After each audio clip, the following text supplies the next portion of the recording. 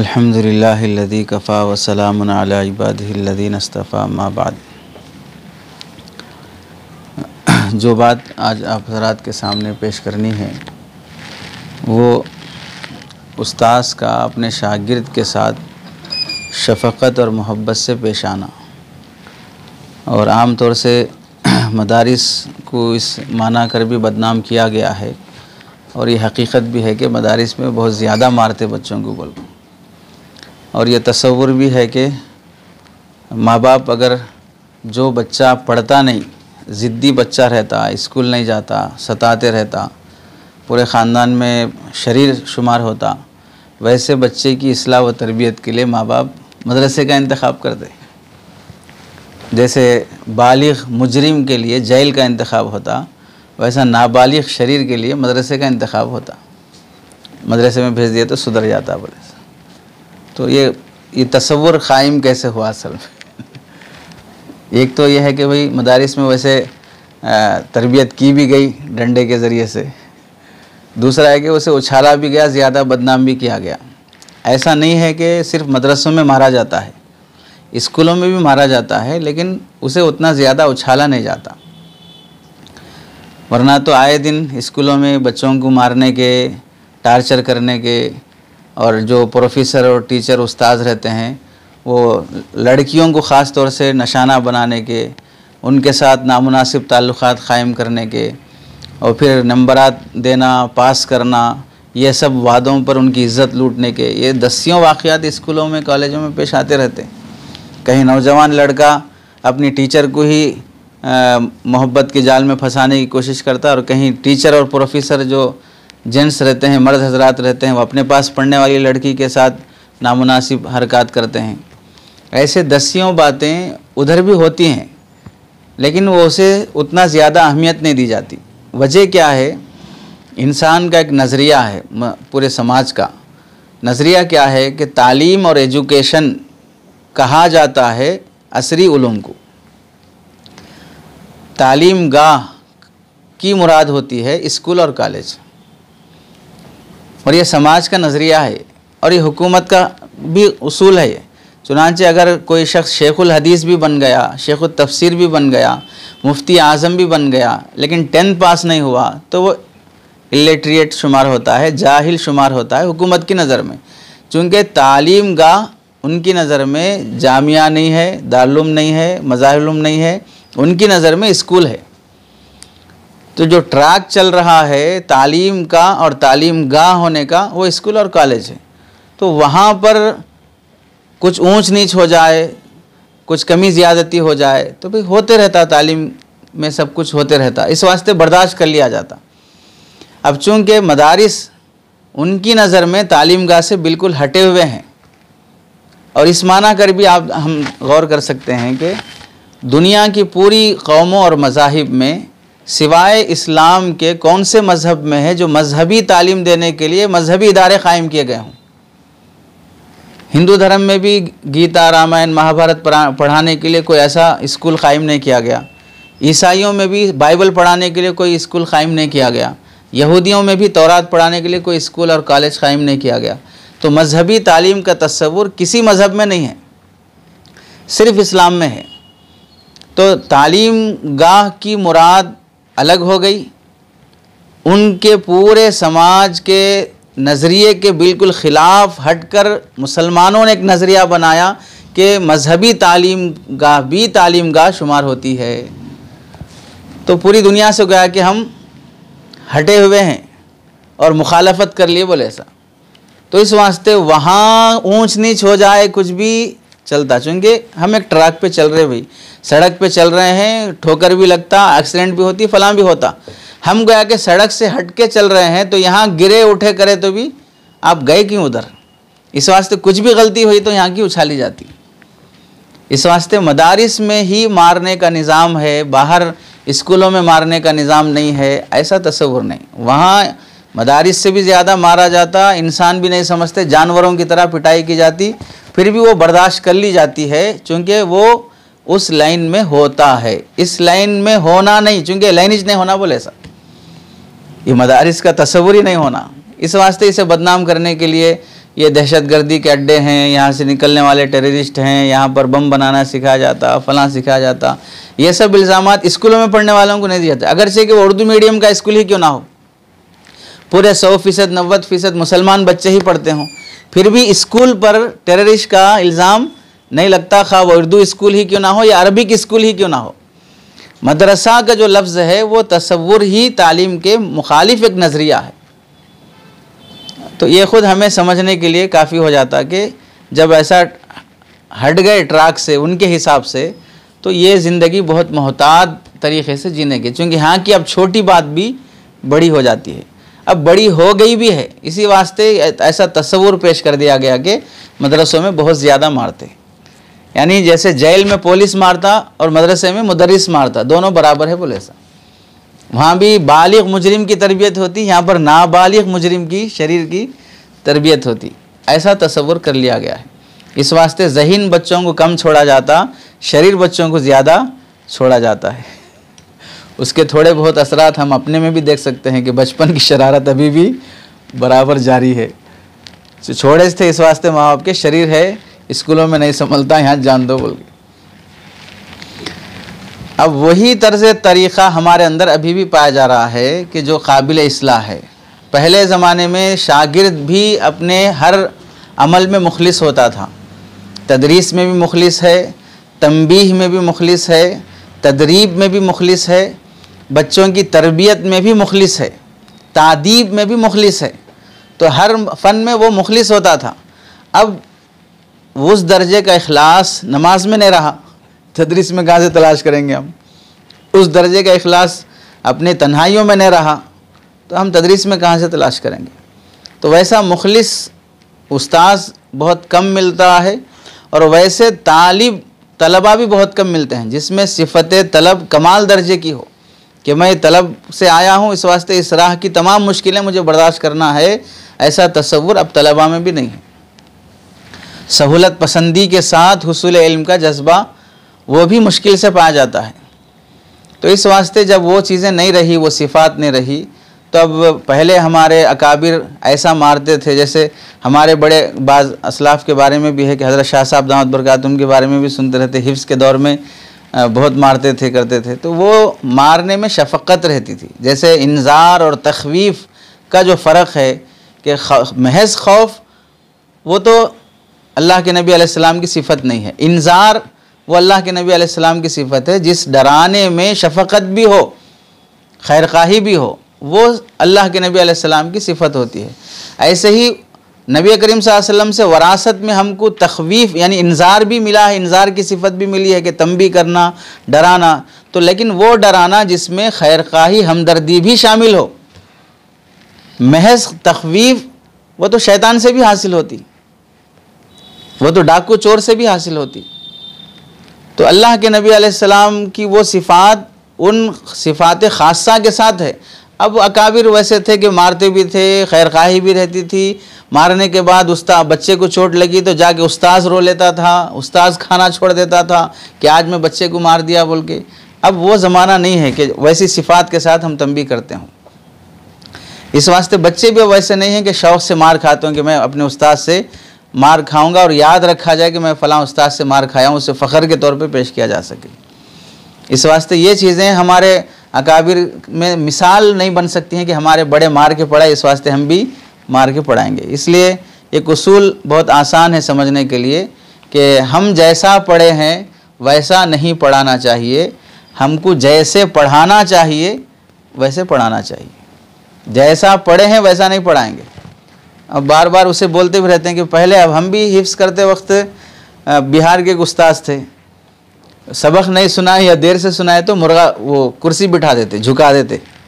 अब झुकने के बाद दीवार की तरफ क़िबला करके रुख करके झुके रहना। अब लकड़ी लेके पीछे से घूमते रहते हो, किसके कब पड़ता पीछे नहीं मालूम। और मारना भी ऐसा रहता था लेफ्ट हैंड से के ना देख सकते ना दिखा सकते, ऐसा ज़ोर से मारते थे। तो वैसा मार खा के पड़े, आधा घंटा मुर्गा बैठते थे, नाश्ता बंद हो जाता था। और उसके बावजूद भी ना माँ बाप को अब तक सुना सके कि भाई हमारे उस्ताद ऐसा मार के पढ़ाए बोल के, ना वो ज़माना वैसा था कि भाई माँ बाप के पास शिकायत करे वैसा। अब ये ज़माना है कि थोड़ा बहुत भी मारे या मारने में गलती से लग गया तो भी माँ बाप पुलिस स्टेशन में केस करने के लिए भी तैयार हैं, मदरसे में आके ही उस्ताद को ही हाथ उठाने मारने के लिए भी तैयार हैं। और वैसे वाक़यात कई जगहों पर पेश भी आ गए कि बाप खुद आके उस्ताद को मार दिया सो है, बेटे को मारा बोल के। कई वीडियोस में आए कि भाई बच्चे को मारो बोल की इजाज़त देते, फिर बच्चे को जब उस्ताद मारते तो मेरे बच्चे को ऐसा मार दिए बोल के आगे फिर उस्ताद को मारना शुरू कर देते। हमारे पास भी 2-4 आए बंदे कि मेरी तरफ से तो पूरी छूट है, आप बच्चे को मार सकते। तो मैं बोला ये काम आप ही कर लीजिए, ये डबल जिम्मेदारी हमारे को मत दीजिए। यहाँ दाखिला सिर्फ तदरीस पढ़ाने के लिए, पढ़ने के लिए होता है, यहाँ पिटाई खाने के लिए नहीं होता है। अगर मारना, बच्चे को मारना ही मकसूद है तो आप कर लो वो काम, हमारे से डबल काम क्यों ले रहे हो? उसके अलग से फीस दे रहे क्या हमारे? कुछ तो भी मारने की अलग से फीस। इस वास्ते असातिज़ा से भी हम ये कहते हैं कि भाई डबल जिम्मेदारी मत लीजिए। पढ़ाना हमारी जिम्मेदारी, हम पढ़ाएंगे, मारना हमारी जिम्मेदारी नहीं है, तो इस वास्ते हम नहीं मारेंगे। अब मारे बगैर क्या क्या हो सकता है वो चीज़ों पे गौर किया जाएगा। हदीस में अल्लाह के नबी अलैहिस्सलाम की हदीस है, इन्नमा अना लकुम मिस्लुल वालिदी लिवलदिही, इन्नमा बुइस्तु मुअल्लिमा, आप बहैसियत मुअल्लिम भी हैं। वो मुअल्लिम की सिफ़त वरासत में उलमा को भी हासिल है, और वो मुअल्लिम किस सिफ़त से है? इन्नमा अना लकुम मिस्लुल वालिदी लिवलदिही, बाप अपने बेटे के लिए जैसा शफ़ीक़ होकर सिखाता है वैसे उस्ताद भी अपने शागिर्द को शफ़ीक़ होकर सिखाए।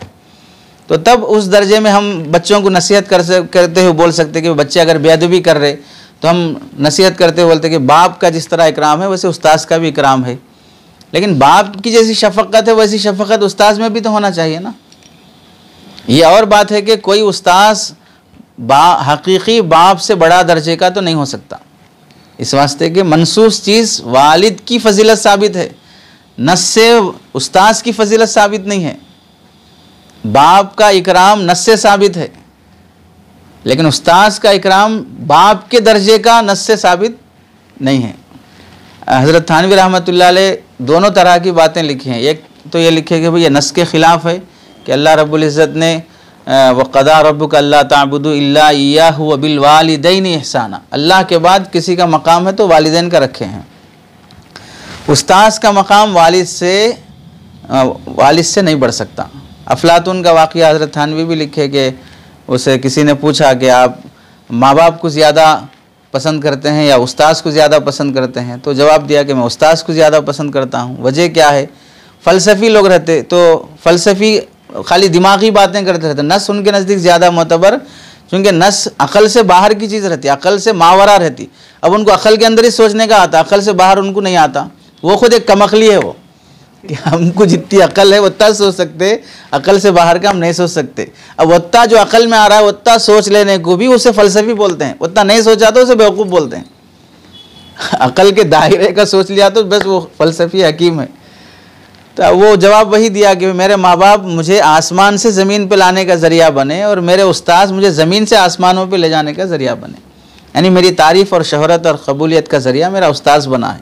तो बुलंदी का जो ज़रिया बना है उसे मैं माँ बाप पे तरजीह देता हूँ। लेकिन जाहिर सी बात है ये बात नस के ख़िलाफ़ है, वालिद ही ज़्यादा दर्जे के मकाम के काबिल रहता है। और दूसरी बात, हदीस में अल्लाह के नबी अलैहिस्सलाम ने यह भी फरमाया, हज़रत अबू सईद खुदरी रज़ी अल्लाह तआला अन्हु रावी हैं, अल्लाह के नबी अलैहिस्सलाम की खिदमत में जब हाज़िर होते तो आप अलैहिस्सलाम फरमाते खुश आमदेद, यानी हज़रत अबू सईद खुदरी रज़ी अल्लाह तआला अन्हु की खिदमत में जब तलबा पढ़ने के लिए आते तो तलबा से हज़रत अबू सईद खुदरी रज़ी अल्लाह तआला अन्हु फरमाते थे खुश आमदेद वसीयत रसूलिल्लाह, अल्लाह के नबी अलैहिस्सलाम ने जिनके मुतालिक वसीयत फरमाई है वो तबका आ रहा है।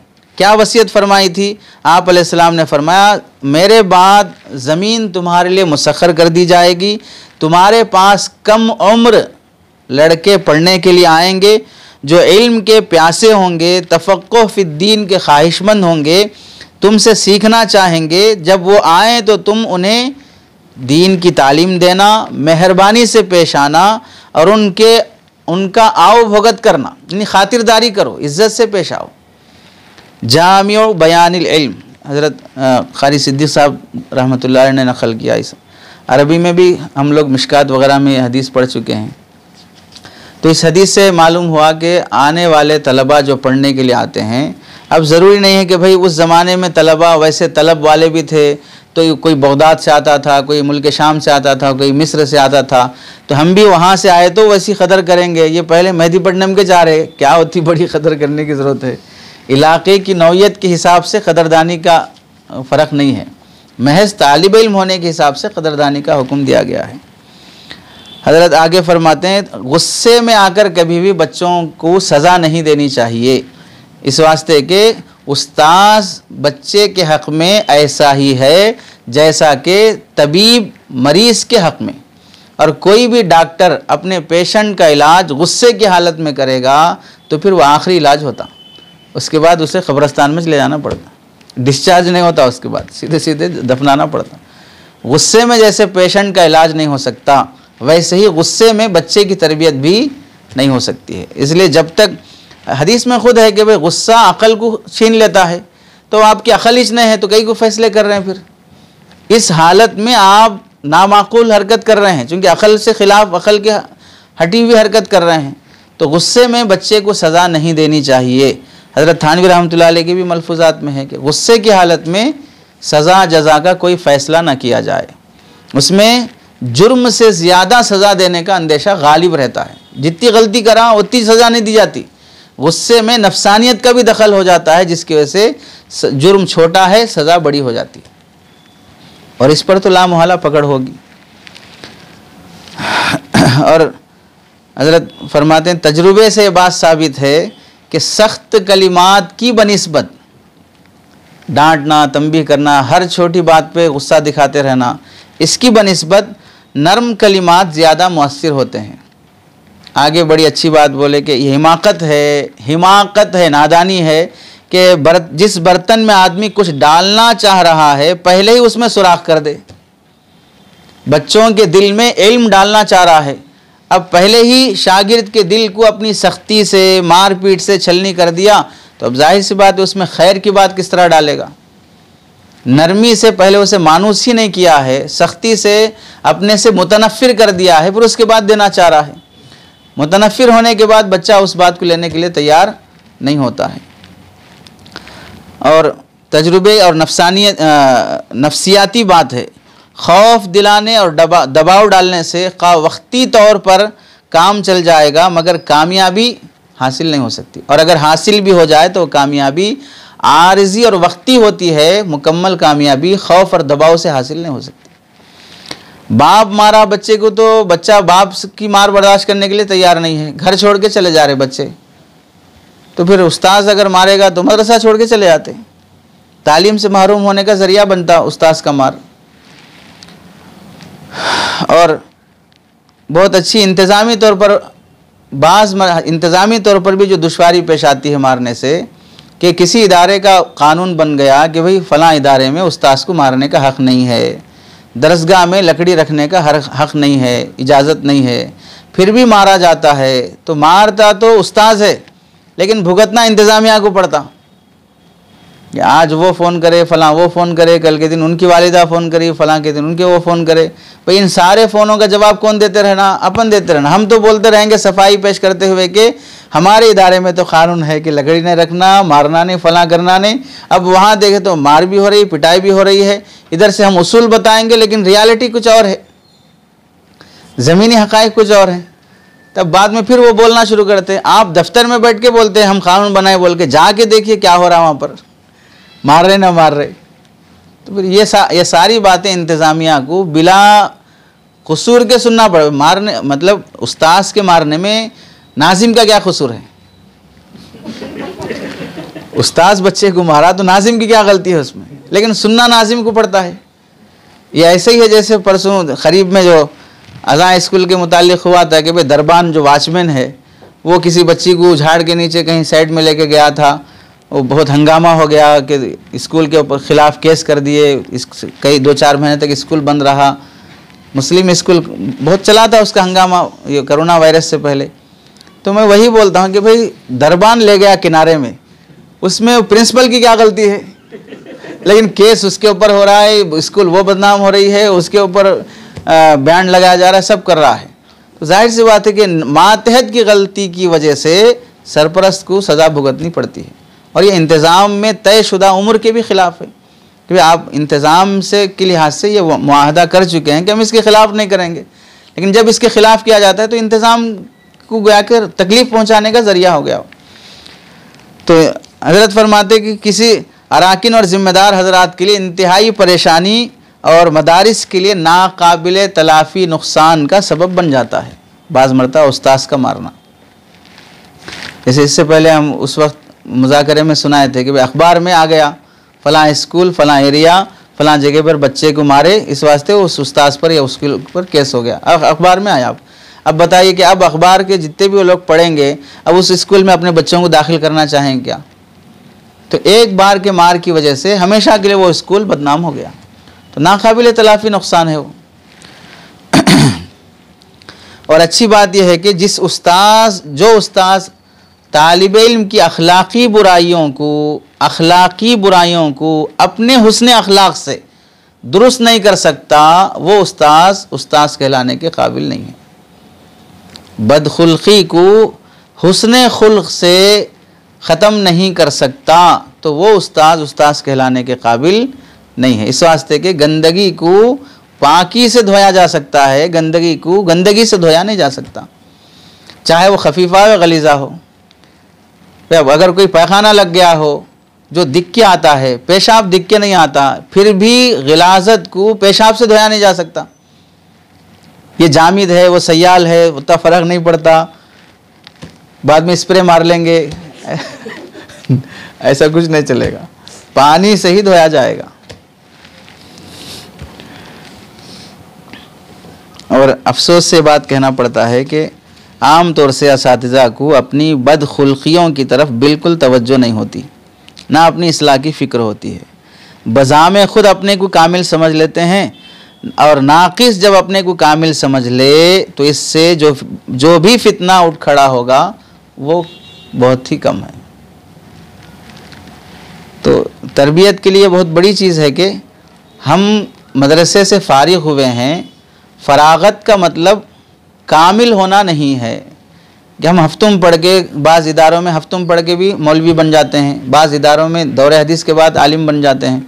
तो अब दौरे हदीस पढ़ के आलिम बन जाने का मतलब यह नहीं है कि मिन हैसुल जिहाद तमाम जहतों से अब फ़लाँ शख्स कामिल है, जबकि हम खुद देखते हैं कि रस्मी तदरीस से फ़ारिग़ होने के बाद जो नौयत है, ना सीरत मुकम्मल पढ़े हैं, ना तारीख़ मुकम्मल पढ़े हैं, ना फ़िक़ा की कोई किताब मुकम्मल पढ़े हैं, निसाब मुकम्मल हुआ, किताब मुकम्मल नहीं हुई, बाज़ जगह बेहश्ती ज़बरी मुकम्मल नहीं होती, आखिर के चंद अब्वाब समझ में नहीं आते बच्चों को, बल्कि बचपन में छोड़ दिए, फिर इधर खुदूरी में आने के बाद चंद अब्वाब छोड़ दिए कि समझ में नहीं आते। हिदाया में तो जाहिर सी बात है हिदाया अव्वल ही है जो पूरी पढ़ाई जाती है, बाकी कोई किताब मुकम्मल नहीं होती है। निसाब पढ़ के फ़ारिग़ हुआ है, फिर भी अपने को हर जहत से कामिल समझ लेना, ना तसव्वुफ़ के सिलसिले को पूरा पढ़ा है, ना जोग्राफिया पूरा पढ़ा है, तो कौन सी चीज़ कामिल दर्जे की इल्मी लिहाज से आई है, लेकिन अमली और अखलाक़ी लिहाज से अपने को कामिल समझ जाते हैं।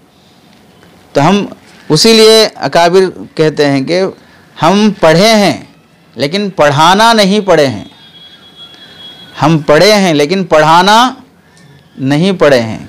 कैसे पढ़ाना चाहिए ये पढ़ना चाहिए, कैसे पढ़ाना है ये पहले पढ़ें उसके बाद पढ़ाएं। जैसे सीख के पढ़ाओ, पढ़ाना पहले सीखो उसके बाद फिर पढ़ाओ।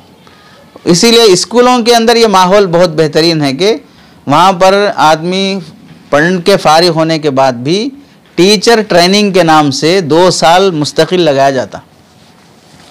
टीचर ट्रेनिंग के बग़ैर बहुत कम गवर्नमेंट जॉब मिलती है या उसको स्कूल में लिया जाता है। अब इधर मदारिस में टीचर ट्रेनिंग का कोई निज़ाम नहीं है, कहाँ से पढ़ के आओ, ताल्लुक़ात हैं या वो सलाहियत है बस काफ़ी है, बाकी वो टीचर ट्रेनिंग हुई है या नहीं हुई है, बच्चों की नफ्सियात से वाकिफ़ है या नहीं है, उससे कोई फ़र्क नहीं पड़ता है। इस वास्ते जहन ये बन गया है कि अक्सर व बेशतर बच्चे कमज़ोर होते हैं। ये तसव्वुर असातिज़ा के अंदर है कि एक दरसगाह में समझिए आलिमियत के 25 तलबा हैं, तो उनमें से इम्तियाजी आने वाले, आला आने वाले तलबा 2, 3, 4, बाकी मुतवस्सित या अदना। तो अक्सर तलबा अदना होते हैं। क्यों अदना होते हैं? हमारी सोच ये है कि वो अदना है। जब सोच अदना हो गई तो फिर उसके बाद तालिब इल्म के साथ रवैया भी अदना दर्जे का हो जाता। नासमझ है बोलकर उसी नासमझी की हालत में उसे समझाते।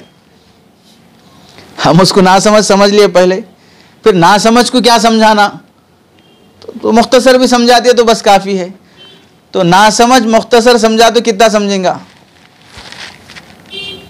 हालांकि दूसरे कोई तालिब इल्म नासमझ होना, कुन ज़हन होना एक ऐब है, और अल्लाह ताला अपने कितने बंदों को बाऐब पैदा कर रहे हैं। जिस तरह नाबीना होना एक ऐब है, गूंगा होना एक ऐब है, बहरा होना एक ऐब है, लंगड़ा होना एक ऐब है, कुन ज़हन होना भी एक ऐब है।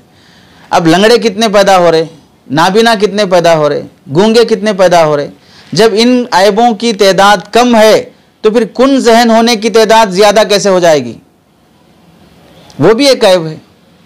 लेकिन लंगड़ापन हमें दिख के आता है तो जिसके अंदर लंगड़ापन है उसको हम ऐबदार समझते हैं, बाकी दूसरे को हम ऐब वाला नहीं समझते।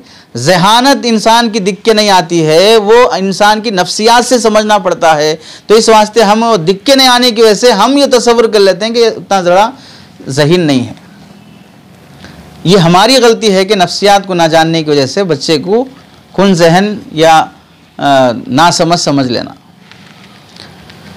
छोटे बच्चों में रौब जमाना, खौफ पैदा करना ऐसी ही मिसाल है जैसे कि नरम और नाजुक पौधे पर तूफ़ान और तुंद और तेज़ हवा का झोंका चलना। मासूम बच्चा है जो प्यार का मोहताज है, उस बच्चे को रौब और खौफ पैदा करने वाला माहौल, उस्ताद को देखते ही डर जा रहा है, उस्ताद के ख्याल से डर रहा है, तो जाहिर सी बात है ये छोटे बच्चे के साथ इतना ज़्यादा खौफ का माहौल कहीं आखिर किस जहन्नम से उतना नहीं डरता जितना उस्ताद से डर रहा हूँ। इतने ज़्यादा खौफ की ज़रूरत क्या है? तो इसका नुकसान क्या होता है देखिए। इमाम गज़ाली रहमतुल्लाह अलैह एक जगह फरमाते हैं कि अब्दुल कादिर जिलानी रहमतुल्लाह अलैह ने फरमाया, जब तक तेरा गुस्सा बाकी है तो अपने आप को अहले इल्म में शुमार ही न करना, अपने आप को आलिम ही ना समझो जब तक कि तुम्हारे अंदर गुस्सा बाकी है। हद यह है कि इंसान कड़वी कसेली चीज़ों को बर्दाश्त नहीं करता, खा उसके हक़ में मुफीद ही क्यों ना हो। हर मरीज़ को मालूम है कि दवाई मेरे लिए मुफीद है, फिर भी कड़वी दवाई खाते हुए वो नफ़रत करता है, कराहता है, अगरचे कि वो दवा उसके हक़ में मुफीद है, लेकिन फिर भी कड़वाहट की वजह से वो उसे पसंद नहीं करता। ऐसे ही इंसान का मिजाज है कि इल्म उसके लिए मुफीद है, पढ़ना उसके लिए ज़रूरी है, लेकिन पढ़ाने वाले उस्ताद के तुंदखू होने की वजह से वो तालीम से नफ़रत करता है। आप भी देख लीजिए, हमारे आपके दोस्तों में से कितने ऐसे हैं जो ये लाइन छोड़ दिए, मैकेनिक बन गए, टेलर बन गए, फ़लाँ हो गया, तो बाज़ मरतबा वो अपने इल्म छोड़ने का, तालीम छोड़ने का अफसोस ज़ाहिर करते हुए ये बोलते भी हैं, मैं भी पढ़ लेता था भाई तुम्हारे ऐसा, लेकिन वो उस्ताद कैसे छोड़ दिया, मैं बहुत मारते थे, एक बार मेरे साथ इतना जुल्म करे, मेरे साथ फ़लाँ करे, तो वो जुल्म की वजह से तालीम से महरूम हो गया। तो हम उसे कितना पढ़ा लेते, कितना उसे बाकमाल बना देते, वो अलग बात है, लेकिन जिस तलब से आया था हमारे अपने रवैये की वजह से उसे इल्म से ही महरूम कर देने का ज़रिया बन गए। अल्लाह रब्बुल इज़्ज़त ने भी फरमाया, वलो कुन्त फ़द्दन गलीज़ल क़ल्बि लन्फ़द्दू मिन हौलिक। नबी करीम सल्लल्लाहु अलैहि वसल्लम जैसा शफ़ीक़ और जो रहमत आलम है, हादी आलम है, उनके अंदर भी ये गैज़ व गज़ब वाली सिफ़त होती, जान लुटाने वाले सहाबा भी कोई आपका क़रीब और मानूस नहीं बन सकता था। तो जो वैसी रहमत वाली सिफ़त देकर जिसे अल्लाह भेजे हैं, उस शान, उस ज़ात के अंदर भी अगर गैज़ व गज़ब वाली कैफियत गालिब है तो फिर सहाबा करीब नहीं हो सकते। तो फिर हमारी शान क्या है, हमारी हैसियत क्या है कि तलबा हमसे ज़्यादा मानूस हो जाएं इस सिफ़त के साथ। तालीमुल मुताल्लिम में है कि उस्ताद मुशफ़िक़ लड़का भी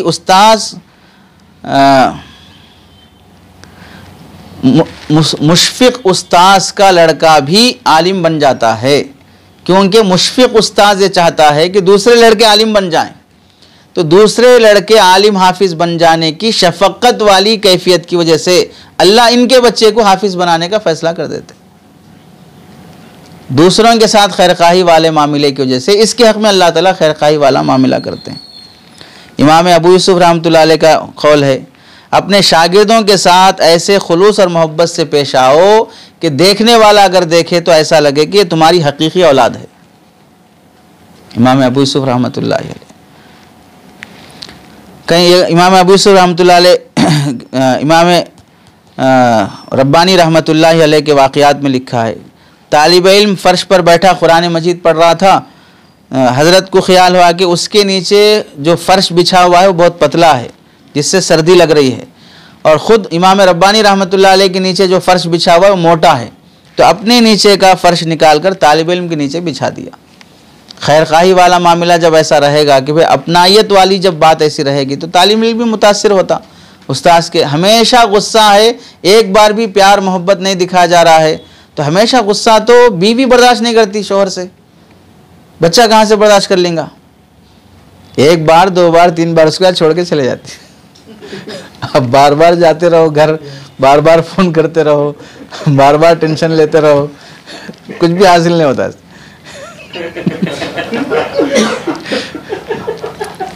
निकाह करके हमेशा ज़िंदगी साथ गुजारने के लिए जो कबूल किया बोल के ताबे हो के आने वाली भी, जिसे शरान भी सफ़र में ताबे माना गया शोहर के, भाई कसर और इत्माम करने में शोहर के ताबे है। शोहर कसर करेगा तो वो भी कसर, वो इत्माम करेगा तो इत्माम, यानी कई चीज़ों में जिसके ताबे बनाया गया है वो अगर उस मिजाज का है तो बीवी उसके साथ रहने तैयार नहीं होती। तालिब इल्म कहाँ से रह जाएगा फिर बताइए। एक तालिब इल्म गया तो दूसरा तालिब इल्म मदरसा इंतज़ाम करके दे सकता है, लेकिन एक बीवी गई तो दूसरी बीवी इंतज़ाम करके देना उतना आसान नहीं है। पापड़ बेलना पड़ता है, और मौजूदा ज़माने में हिंदुस्तानी समाज में दूसरे तीसरे निकाह का तस्वुर ही मुश्किल है। मौलाना ममलूक अली साहब रहमतुल्लाह अलैह के मुतालिक लिखा है, तालिब इल्म बीमार होता तो उसकी क़ियामगाह जाकर इयादत करते, दिलजोई करते। हालांकि उस ज़माने में आज जैसा दारुल इक़ामा है, बच्चे फ़लाँ कमरे में रहते, गए मिल के आ गए, ऐसा नहीं है। बच्चों को दारुल इक़ामा का निज़ाम नहीं है, वो बच्चे कहाँ रहते हैं मालूम करके, तलाश करके ऐसा जाना जैसे किसी अजनबी के घर जा रहे हैं, वैसा जाके इयादत करके आया जाता था। अब तलबा की बीमार बच्चे जो है एक बीमारी के मौके पर, गम और मुसीबत के मौके पर, खुशी के मौके पर, ये चंद मौके ऐसे होते हैं जिन मौक़ों को बच्चे हमेशा याद रखते। उन मौक़ों पर उस्ताद का कोई खैर कहाना मामला नहीं रहा, दूसरे मौके पर अपना उस्ताद होना दिखा रहे हैं, तो ये उस्ताद गिरी होगी। जैसे गुंडागर्दी होती वैसा उस्ताद गर्दी है ये। तो नरमी और परेशानी के मामले पर हमदर्दी दिखाई जाए तो फिर जब हम अपने मतलब के हिसाब से, अपने मौके मुनासबत के हिसाब से काम लेना चाहे तो उस वक्त वो काम कर लेगा। सफ़र में बच्चों की तरफ ख़ास तौर से तवज्जो, बीमारी में ख़ास तौर से तवज्जो, जलसे और ख़ुशी के मौके पर ख़ास तौर से तवज्जो, ये चीज़ें बच्चे हमेशा याद रखते हैं। ये वाक़या हम लोग बार बार पढ़े भी हैं इसमें आदाब में से। मौलाना सैयद ज़ुहूरुल इस्लाम साहब रहमतुल्लाहि अलैह का, जो हज़रत क़ारी सिद्दीक़ साहब रहमतुल्लाहि अलैह के मामू भी थे और उस्ताद भी थे, मदरसा इस्लामिया फ़ताहपुर के बानी हैं। बंगाली तालिब इल्म का वाक़या, सख्त बीमार हो गया बच्चा, और हज़रत को पता चला, तशरीफ़ लाए, देखा तालिब इल्म की कैफियत ऐसी है कि बहुत सीरियस है, जान निकलने का मंज़र है, तो ख़ुद भी रो दिए और बच्चे को तसल्ली देके तो निकल गए, और उधर मुसल्ला बिछा के रोते हुए अल्लाह से मांगने लगे, खुलासे के तौर पर सजदे में पड़ के, कि ये बच्चा यानी जो गैर शहरी है और दूसरे शहर से आया है, अगर ये चला गया या बीमार हो गया, इंतकाल हो गया, तो फिर वहाँ से लोग अपने बच्चों को पढ़ने के लिए भेजना बंद कर देते। अब दूसरे एरिया में गए, वहाँ बीमार हो गया, ऐसा हो गया, वहाँ नहीं पढ़ाएंगे वे बच्चों को, तो उस एरिया से इल्म हासिल करने वालों की क़हसाली हो जाएगी। अगर अल्लाह तुझे लेना ही है तो ज़ुहूरुल इस्लाम की जगह अतियतुल्लाह हाजिर है, यानी अपना बेटा, मेरे बेटे को ले लें और वो बच्चे को छोड़ दें। दुआ मांगने के बाद थोड़ी देर में ख़बर आई कि आपका बच्चा बीमार हो गया, उसके बाद इंतकाल भी हो गया, अब ये बच्चा सेहतमंद हो गया। अब आप देखिए, एक अजनबी तालिब इल्म के लिए कैसा दर्द है कि अपने बच्चे को कुर्बान कर दिए, अपने बच्चे की मौत की दुआ मांग लिए, लेकिन दूसरा जो तालिब इल्म है उसके लिए खैर की दुआ मांगे। वैसे जज्बे वाले उस्ताद रहते थे, अब वो बच्चे को जब मालूम है कि मेरी बीमारी में उस्ताद ऐसी दुआ मांगकर अपना बच्चा खोया और मुझे सेहत दिया है, अब वो उस्ताद बच्चे को लात मारा तो ही पड़ के रहता वहाँ पर, चूँकि उसके एहसानात हैं, वैसा कुर्बानी दिया है वो उस्ताद। अब इस ज़माने में वो कैफियतें बाकी नहीं रहीं जिसकी वजह से हम तलबा से वो उम्मीदें लगाएं जो माजी के तलबा से उम्मीदें लगाई जा सके। उसको हमारे एक उस्ताद बेंगलुरु के एक उस्ताद हैं, उनकी घरवाली भी आलिमा है, तो एक मरतबा कुछ मीठा उठा पकाने के लिए बोले सामान लेके आओ, तो वो बोले कि हज़रत अबू बकर रज़ी अल्लाह तआला का वाक़या सुनाए कि मीठा खाने की तमन्ना हुई, पैसे जमा करे। फिर उसके बाद बीवी जब मीठा पकाने के लिए वो सामान पूरा इकट्ठा कर ली, तो अब हज़रत अबू बकर रज़ी अल्लाह ने फरमाया कि हमसे ज़्यादा मोहताज लोग हैं, बेचारे खाने को नहीं है, तुम मीठा खा रहे हो। वो पैसा ले आके बैतुल माल में जमा कर दिए। अब ये वाक़या बीवी को सुनाए, तो बीवी भी आलिमा थी। बीवी ये बोली मैं हज़रत अबू बकर की बीवी बन जाती हूँ, लेकिन पहले आप अबू बकर बन जाओ। पहले आप अबू बकर बनो, उसके बाद मैं अबू बकर की बीवी बनती हूँ। अबू बकर की बीवी की किस्से सुना रहे, खुद अबू बकर नहीं बन रहे। तो वैसे ही हम माजी के तलबा का जैसा तसव्वुर करना, माजी के असातिज़ा जैसे नहीं बनना, तो वो नतीजा तो हासिल नहीं होगा।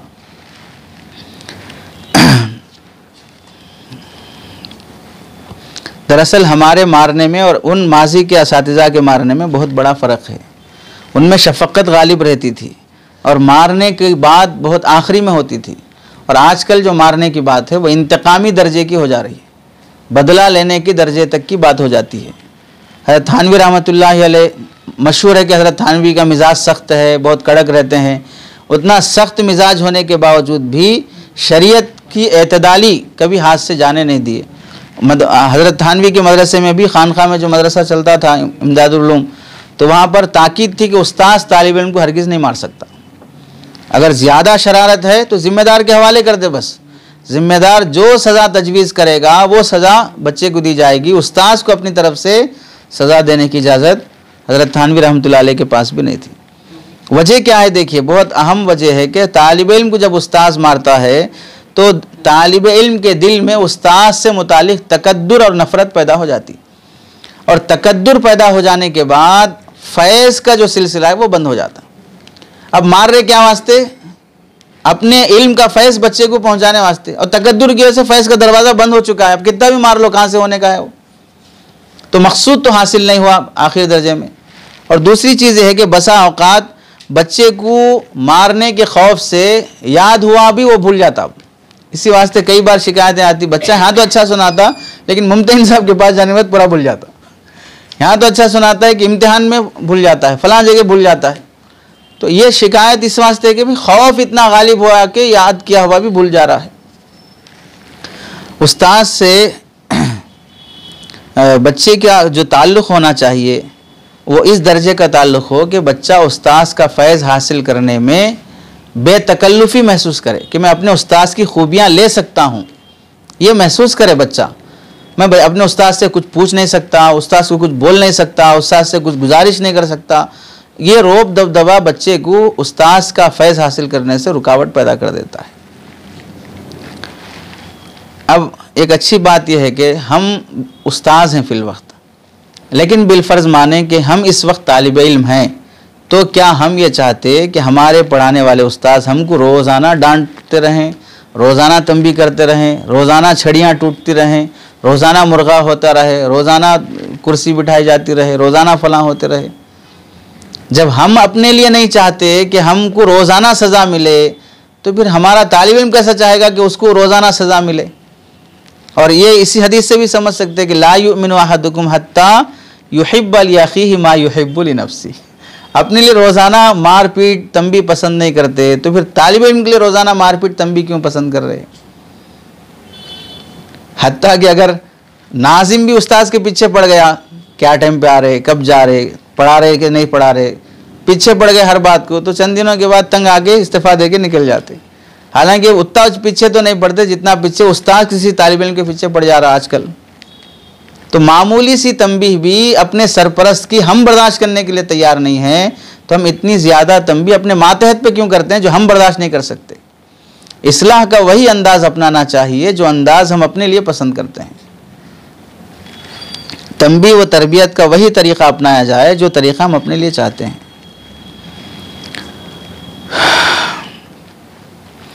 तरीक़ा बता दिए कि अगर तालिब इल्म की कोताही और उसकी शरारत क़ाबू में ना आए तो मदरसे की इंतज़ामिया के हवाले कर दे कि आप जो फ़ैसला करना कीजिए, तालिब इल्म मुझसे किसी सूरत में भी संभाला नहीं जा रहा है। तो उसके मराहिल हैं कि इस दर्जे तक अगर संभल सकता है तो ठीक है, नहीं तो दूसरी जगह भिजा देते, किसी और उससे बेहतर जगह जहां हम आपकी खिदमत नहीं कर सकते, आप अच्छी जगह चली जाइए जहां पर आपकी बेहतर से खिदमत हो सके।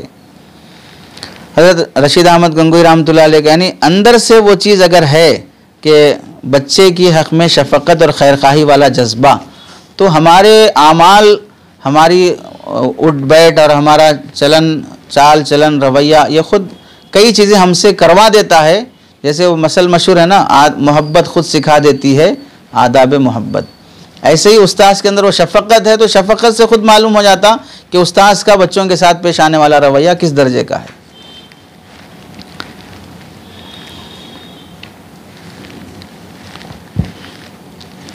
शरई कुछ उसूल है मारने के सिलसिले में, उसे सुना देते हैं। अब मौजूदा ज़माने में जो तालीम का तस्वुर है, ये नज़रिया हमारे जहनों में है या बाज़ असातिज़ा के जहनों में कि मारे बग़ैर बच्चे नहीं सुधरते, मारे बग़ैर बच्चे नहीं सुधरते, ये तस्वुर है। तो मारे बग़ैर बीवी सुधर जाती है, मारे बग़ैर खुद उस्ताद सुधर जाता है, मारे बग़ैर मुजरिम सुधर जाता है, मारे बग़ैर जानवर भी सुधर जाता है, चारा डाला तो भी वो भी अपना रुख बदल लेता है।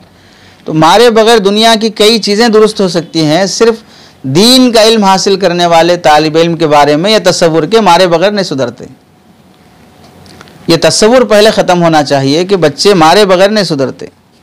जिस बच्चे को तालीम से नफ़रत हो जाए, अब वो बच्चा इल्म कैसे हासिल करेगा। मार की वजह से, मार से नफ़रत नहीं होती, मार का आदी बन जाता। ये बहुत याद रखने की बात है कि बच्चे को शुरुआत में मार से खौफ रहता, मार से डरता, 4 बार मार खा लिया, आदत हो गई अब मार की उसे, अब मार का खौफ ख़त्म हो गया, मार का आदी बन गया, नफ़रत तालीम से हो गई। ये बहुत ख़तरनाक चीज़ हुई कि आपका मारने का मकसूद था तालीम की तरफ राग़िब करना, लेकिन मार उसे तालीम से नफ़रत का ज़रिया बन गई और मार उसके लिए एक आदत हो गई। इसी वास्ते कई माँ बाप, अब एक बच्चा अपने पास भी ना कि इतना मारता, उसके वालिद इतना मारता हूँ, मैं खुद मार मार के थक गया, लेकिन आदी हो बच्चा मार खाने का। अब हमारे को बोल रहे आप मारो बोल के, तो क्या अबू जहल अबू लहब का दौर है क्या? वो मार के थक गया, बांदी को इन्हें मार रहा, उन्हें मार के थक गया, इन्हें मार रहा। इब्तिदा इस्लाम का दौर है, जो कबूल इस्लाम करे उन पर सजाओं का पहाड़ तोड़ा जा रहा है। तो मार के आदी बन गया वो लोग, अब उससे कुछ भी इस्लाह की तवक्को की उम्मीद नहीं है। अब अकाबिर से मशवरा करे तो भी क्या हो रहा है, अब लेके चलना पड़ता, अब लेके चलना पड़ता। अब हद पार कर दिए साहब, कुछ भी अब ज़्यादा से ज़्यादा क्या कर सकते अब। तो मार की वजह से बच्चे तालीम से नफ़रत पैदा कर लेते हैं, जिसकी वजह से अधूरा छोड़ के भाग जाते।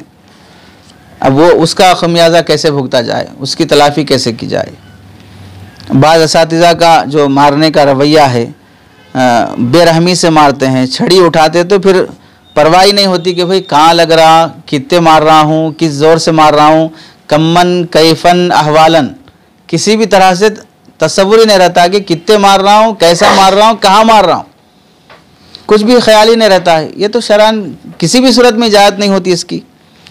और बाज़ असातिज़ा के मुतालिक लिखा है कि भाई छड़ी लेने के बाद उसके मारने के बाद क्या क्या नुकसान हो सकता है उसका अंदेशा भी नहीं है। हड्डी पर ज़ोर ज़ोर से मारना शुरू कर देते, हाथ पे ऐसा मारना है, ऐसा उल्टा रखो हाथ बोल के मारते। भाई यहाँ मारने के लिए क्या आदाब हैं, वो मुस्तकिल हैं फ़िक़्ह में। तो यहाँ मारने का तो कोई तसव्वुर ही नहीं था फ़ुक़हा के नज़दीक, इस वास्ते यहाँ मारने के मुतालिक कोई हुक्म ही नहीं लिखा, लेकिन नए नए तरीक़े मारने के निकालते हैं। तजद्दुद और इज्तिहाद फ़िक़्ह में है, सज़ा में नहीं है। नए नए तरीक़ों से मारने के आइडिया सोचे जाएं। अगर वही सोचना है तो फिर पुलिस में भर्ती कर लेना चाहिए कि मुजरिम को कैसे कैसे सजा देकर जुर्म से रोका जा सके। तालिब इल्म के बारे में ऐसा करके उसे इल्म से रोकने का जरिया बन जा रहे। और ऐसे ही मारने में बच्चों को थप्पड़ मारना, मुक्के मारना, घूंसा मारना, लाश से मार देना, हाथ पैर से मार, बेदर्दी से मारना। आप भी देखे होंगे बाज़ वीडियोस ऐसे जिसमें छोटा बच्चा है, उस्ताद जो है पैर से मार रहा है, उसको यूँ बोले वैसे मार रहा है। अब मारने वाला वो शख्स उस्ताद कहलाने के काबिल नहीं है, आलिम कहलाने के काबिल नहीं है। जो वीडियोस में देखे वो बोल रहा हूँ। वीडियोस में बहुत ख़तरनाक वीडियोस आए जो बच्चों को पकड़ के ला के, छोटा बच्चा है उसे लकड़ी से मारते मारते लकड़ी टूट गई तो अब बच्चा नीचे गिर गया, पैर से इतना मार रहा। 2-3 साल पहले का वीडियो आया था कि बच्चा मार खाने के इंतकाल ही हो गया बच्चा। कितना उसे वायरल किया गया, कितना बदनाम हुआ। एक वीडियो तो ऐसा आया था जिसमें बच्चा फांसी लेके मर गया था, बाद में उस्ताद मार के 2-4 दिन हुआ था, लेकिन बच्चे के दिल पे इतना गम था उस मार का कि 2-4 दिन के बाद जाके वो बच्चा फांसी लिया। तो अब ये कौन सा तालीम देना है कि बच्चे की जान चले जाने तक मारे कोई भी। ऐसा इक्का दुक्का होता है, लेकिन बदनाम ये पूरी बिरादरी हो जाती है, बदनाम पूरे उलमा हो जाते हैं। अब एक बहुत अहम हदीस, आप भी शायद पहली बार इसको सुन रहे होंगे। मुस्नद अहमद की रिवायत है और मुहक्कक दर्जे की है, सनदन भी हदीस सही है कि बद्र के जंगे उहद के मौके पर जो कैदी, मक्का के जो सरदारान 70 कैदी आए थे, तो उस मौके पर अल्लाह के नबी अलैहिस्सलाम मशवरे के बाद जो फ़ैसला लिए कि इनको फ़िदिया दे के छोड़ देना है, और फ़िदिया जो नहीं दे सकते उनको अंसार के बच्चों को तालीम उनके ज़रिए से दिलवाना है। तो उनमें से एक वाक़या लिखा है कि हुज़ूर सल्लल्लाहु अलैहि वसल्लम के सहाबा में से एक दिन एक बच्चा रोता हुआ अपने बाप के पास आया और बच्चे से पूछा, भाई बच्चा पूछा बाप से कि भाई बाप बेटे से पूछा क्या हुआ, तो बच्चा रोते हुए कहने लगा, मेरे उस्ताज यानी कैदी जो फ़िदिया दे के छोड़ने का इवज़ जिसको बनाया गया तालीम को, वो मुझे मार रहा है, इस वास्ते मैं पढ़ना नहीं चाह रहा हूँ। तो बाप का जुमला क्या है, देखिए ये बाप कौन है, आज का बाप नहीं है, सहाबी रसूल हैं, आज से 1400 साल पहले की बात है। तो वो सहाबी फरमाने लगे, वो खबीस बदर के कत्ल का बदला मेरे बेटे से ले रहा है।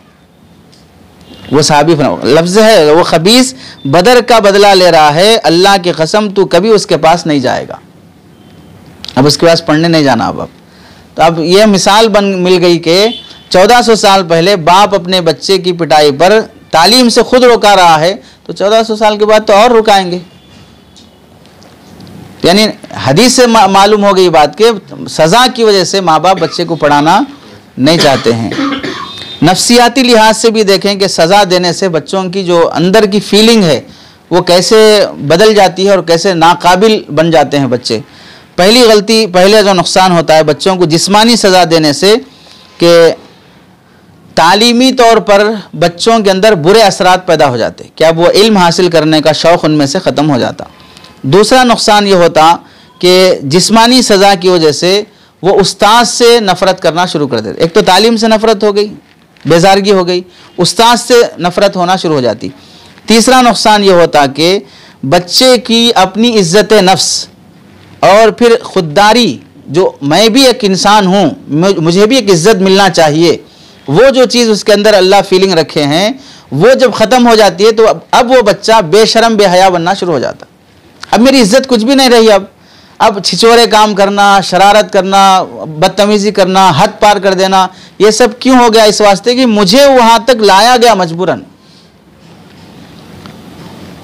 अब जैसे उसकी मिसाल है कि भाई शुरू में अगर कोई शख्स बीड़ी सिगरेट का आदी नहीं होता तो छुप के पीता, चोरी करके पीता, ख़रीद के पीने से भी अगर उसे डर है कि मैं फ़लाँ दुकान से ख़रीदूँगा तो दुकानदार मेरे वालिद को बोल देते, तो मस्जिद के बाथरूमों में कहीं आधी बीड़ी पी के रखे रहते, वहाँ से उठा लेके पीता, कहीं आधी पी के फेंक के छोड़ के चले गए, वहाँ से लेके पीता।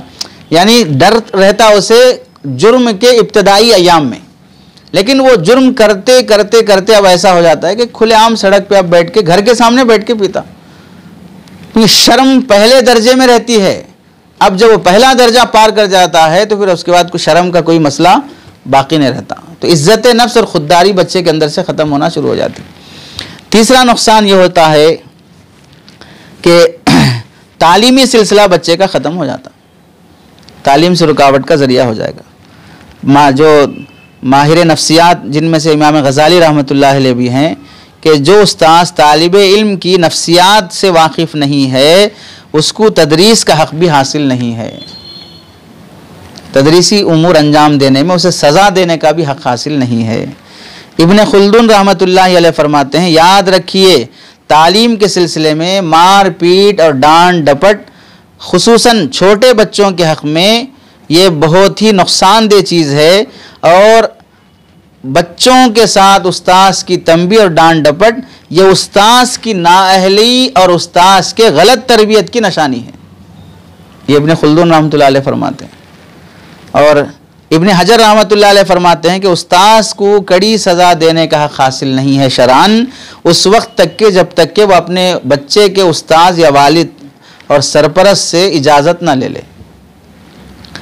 और मुअल्लिम अल्लामा तूनुस रहमतुल्लाह अलैह फरमाते हैं कि उस्ताद जब नाराज़ हो तो उस हालत में उसको मारना नहीं चाहिए, क्योंकि ऐसे मौके पर उसके ज़ाती एहसासात भी दाखिल हो जाते हैं, ज़ाती मामला भी दाखिल हो जाता है। इसीलिए ज़ाती वजूहात की बिना पर दी जाने वाली सज़ा पर अल्लाह के पास पकड़ भी होती है, ज़ाती वजूहात की बिना पर दी जाने वाली सज़ा पर अल्लाह के यहाँ पकड़ भी होती है। नुकसानों में देखिए, एक नुकसान क्या है, जिस बच्चे को तशद्दुद और डांट डपट किया जाता है, खा वो पढ़ने वाले बच्चे हों या नौकरानी और बांदी हो, ग़ुलाम हो, जो भी हो जिनके साथ तशद्दुद वाला मामला किया जाता है, उनमें उस्ताद का कहर ही छाया जाता है। उस्ताद बोले तो मार पिटाई का तस्वुर लाजिम मलजुम के साथ होता, उस्ताद का तस्वुर उसकी खूबियों के साथ नहीं आता, उस्ताद का तस्वुर उसके मार पिटाई के साथ आता। और छठा नुकसान यह होता है कि बच्चों की तबीयत बुझ जाती है, हौसले पस्त हो जाते हैं, काम और पढ़ने के जज्बे और इरादे बच्चों के अंदर से मर जाते हैं। सातवां नुकसान यह होता है कि किसी भी, सिर्फ पढ़ाई का नहीं, किसी भी काम का शौक़ और दिलचस्पी बच्चों के अंदर से ख़त्म हो जाती है। चूँकि मेरी इज़्ज़त किसी दर्जे में नहीं रही तो मैं कौन सा भी काम करा तो मेरी क्या इज़्ज़त है अब, तो किसी भी काम से शौक़ और दिलचस्पी वाला मामला ख़त्म हो जाता है। बाज़ औक़ात बच्चों की मार पिटाई की वजह से दिमाग मुअत्तल हो जाता है, कोई बात सोचने के काबिल अब बच्चा नहीं रहता। अब वो बच्चा कुन ज़हन अब बना है मार से, पहले कुन ज़हन नहीं था वो, अब उसके साथ जो रवैया हुआ है उस रवैये से अब वो कुन ज़हन बना है। और तशद्दुद की वजह से बच्चों के अंदर जो नौवां नुकसान होता है वो झूठ और खबासत वाली सिफत पैदा हो जाती है। पहले शरारत वाली सिफत थी, अब कसरत मार की वजह से झूठ की आदत और अंदर से खबासत की आदत पैदा हो जाती है, दूसरों को आमदन नुकसान पहुंचाने की आदत अंदर से पैदा हो जाती है। उसकी एक आसान मिसाल है, अब जितने भी मुजरिम पकड़े जाते हैं और जेल जाते हैं, जेल जाने के बाद जो उनके साथ तशद्दुद होता है, वापस आने के बाद बदले का और ज़्यादा अंदर से ख्याल पैदा होना शुरू होता। इस वास्ते कहीं वो मारने वाला पुलिस अकेला मिला या पुलिस की कोई गाड़ी मिली या कोई सरकारी कोई चीज़ मिली, उसको नुकसान पहुंचाने के लिए आगे आगे रहते, क्योंकि उसकी वजह से मुझे तकलीफ हुई है। और 10वां नुकसान ये होता है कि उस बच्चे के अंदर से खुददारी सल्ब हो जाती है, अपनी इज्जत नफ्स की हैसियत उसके अंदर से खुद ख़त्म हो जाती है। और 11वां नुकसान ये होता है कि बच्चों के अंदर मक्र फ़रेब और दगाबाजी वाली कैफियत पैदा हो जाती है। और 11वां नुकसान 12वां नुकसान ये होता है कि ये बहुत बड़ा नुकसान है। हज़रत इमाम गज़ाली रहमतुल्लाह अलैह फरमाते हैं, सज़ा के मामले में उस्ताद को खुला हाथ नहीं होना चाहिए। अब तक तो सुने ना पैसा खर्च करने के बारे में खुला हाथ, इमाम गज़ाली फरमाते हैं सज़ा के मामले में खुला हाथ नहीं होना चाहिए। इससे एक नुकसान ये होता है कि तालिब इल्म और उस्ताद के दरमियान एहतराम का पर्दा उड़ जाता है, अब उस्ताद का कोई एहतराम बाकी नहीं रहा। ये नुकसानात नफ्सियाती तौर पर बच्चों पे होते हैं सज़ा की वजह से। और एक बात अहम ये भी है कि जैसे अभी शुरू में आई थी कि मार खाने का वो ज़माना बाकी नहीं रहा। पहले ज़माने में मार खाना भी होता था वो शौक़ से। हज़रत अल्लामा इमाम मौलाना मंजूर नौमानी रहमतुल्लाह अलैह लिखे अल-फुरक़ान में अपने ज़माने का वाक़या कि हज़रत अल्लामा अनवर शाह कश्मीरी रहमतुल्लाह अलैह का दौर था। वहाँ पर आज़मगढ़ के कोई साहब जो कादियानी थे, सहारनपुर में उनको कोई बड़ा पोस्ट मिल गया, उधर आ गए। तो आजमगढ़ से सहारनपुर जब आए तो उनके उस पोस्ट का इस्तकबाल करने के लिए कुछ बच्चे देवबंद से गए। अल्लामा अनवर शाह कश्मीरी रहमतुल्लाह अलैह को मालूम हुआ कि देवबंद से बच्चे उनके इस्तकबाल और उनकी खातिरदारी के लिए गए बोल के। जब मालूम हुआ तो काफ़ी नाराज़ हुए, गुस्से में थे। जो बच्चे गए थे वो हज़रत के शागिर्द थे। वो शागिर्द जब वापस आए तो शागिर्द को मालूम हुआ कि अल्लामा अनवर शाह कश्मीरी हमसे नाराज़ हो गए हैं। तो माफ़ी मांगने के लिए बच्चा जब उनके पास आया, खूब गुस्से में थे, लकड़ी उठा के खूब मार दिए अल्लामा अनवर शाह कश्मीरी रहमतुल्लाह अलैह। तो मारने के बाद जो तलबा हज़रत अल्लामा अनवर शाह कश्मीरी के वफ़ात के बाद हज़रत अल्लामा अनवर शाह कश्मीरी की निस्बतें जब लिखना शुरू करे कि मेरा अल्लामा अनवर शाह कश्मीरी से क्या ताल्लुक़ है, फ़लाँ किताब पढ़ा, फ़लाँ हदीस पढ़ा, इतने साल में उनके साथ रहा, तो उन फ़ख्रिया निस्बतों में से एक निस्बत ये भी थी कि मैं अल्लामा अनवर शाह कश्मीरी से मार खाया से हूँ। तो ये फ़ख्र शुमार होता था उस्ताद से मार खाना। लेकिन अब वो ज़माना नहीं रहा कि उस्ताद से मार खाने को कोई फ़ख्र शुमार करे। पहले ज़माने में भी देखिए, ये तारीख़ का एक वाक़या है। अमीर ताजुद्दीन 12वीं ईस्वी के, इनके मुतालिक लिखा है कि सुल्तान शिहाबुद्दीन गौरी के बेटे के उस्ताद थे। बेटे की किसी शरारत पर सबक याद नहीं किया, सबक नहीं सुनाया, शरारत की वजह से बच्चे को कोड़ा मारे। इत्तेफाक से वो कोड़ा पेशानी पे लगा, वहीं उसका इंतकाल हो गया। 12वीं ईस्वी का वाक़या। अब ये 2023 चल रहा है, आज से तकरीबन 800 साल पहले का वाक़या है। तो उस ज़माने में बच्चे को मारा उस्ताद, पेशानी पे लगा, बच्चा इंतकाल हो गया। अब अमीर शिहाबुद्दीन गौरी के पास, बादशाह के पास वो उस्ताद आके पूरा सुनाए कि मैं नहीं चाह रहा था, गलती से हो गया, फलां हो गया। तो अब बहरहाल बादशाह संजीदा था, ये जुमला बोला कि मेरी बीवी बच्चे की माँ को उस बच्चे की मौत की खबर होने से पहले बराह करम आप मुल्क छोड़ के चले जाइए। चूँकि अब माँ जज्बात में आ गई तो उसके बाद फिर मैं भी बेकाबू हो जाऊँगा। तो बादशाह फ़ौरन उस्ताद को भेजा दिया, आप चले जाइए यहाँ से। और उसके अखलाक देखिए कि जाते हुए उस्ताद को सफ़र खर्च भी दिया जबकि बेटे को मार दिया, मतलब कि बेटा उसके हाथ से मर गया है। अब उतना तहम्मुल कहाँ है इस ज़माने में, उतना तहम्मुल कहाँ है। मेरी अभी भी मुझे वो मंज़र याद है, हमारे हिफ्ज़ के ख़त्म के दौर का आखिरी पारे थे। बिहार के एक उस्ताद से जिनका शुरू में तस्करा किया मैं, तो एक बच्चे को खूब मार दिए, इतना मार दिए तलवों पे लकड़ी लेके, जैसे पुलिस वाले उल्टा लिटा के तलवों पे मारते वैसा मारे उसको। अब वो बच्चा बीमार पड़ गया, बुखार आ गया। उनके घर वालों को मालूम हुआ, कार में 7 लोग आए मदरसे को। हम असर की नमाज़ पढ़ लेके सलाम फेरते ही अभी वो तस्बीह दुआ भी नहीं हुई, खड़े खड़े वो लोग नाम लेके, नाम मुझे याद है, नाम लेके बोले कहाँ है उस्ताद, खड़े हो जाओ। तो दीगर असातिज़ा समझ गए कि मामला कुछ गड़बड़ है, फ़ौरन वो उस्ताद को इशारा करे कि आप यहाँ से भाग जाइए। तो मैं देखा कि उस मदरसे में लकड़ियाँ, जो चूल्हा जलाने की लकड़ियाँ थी, वो ढेर लगा हुआ था। इतना तेज़ भागे उस्ताद, लकड़ियों के ऊपर से जंप लगाए, चप्पल भी नहीं पहने थे, ऐसे ही जंगल में भागना शुरू करे। 3 किलोमीटर भागने के बाद जब रुके तो 5-7 जगह कांटे चुभकर खून बह रहा था उनके पैर से।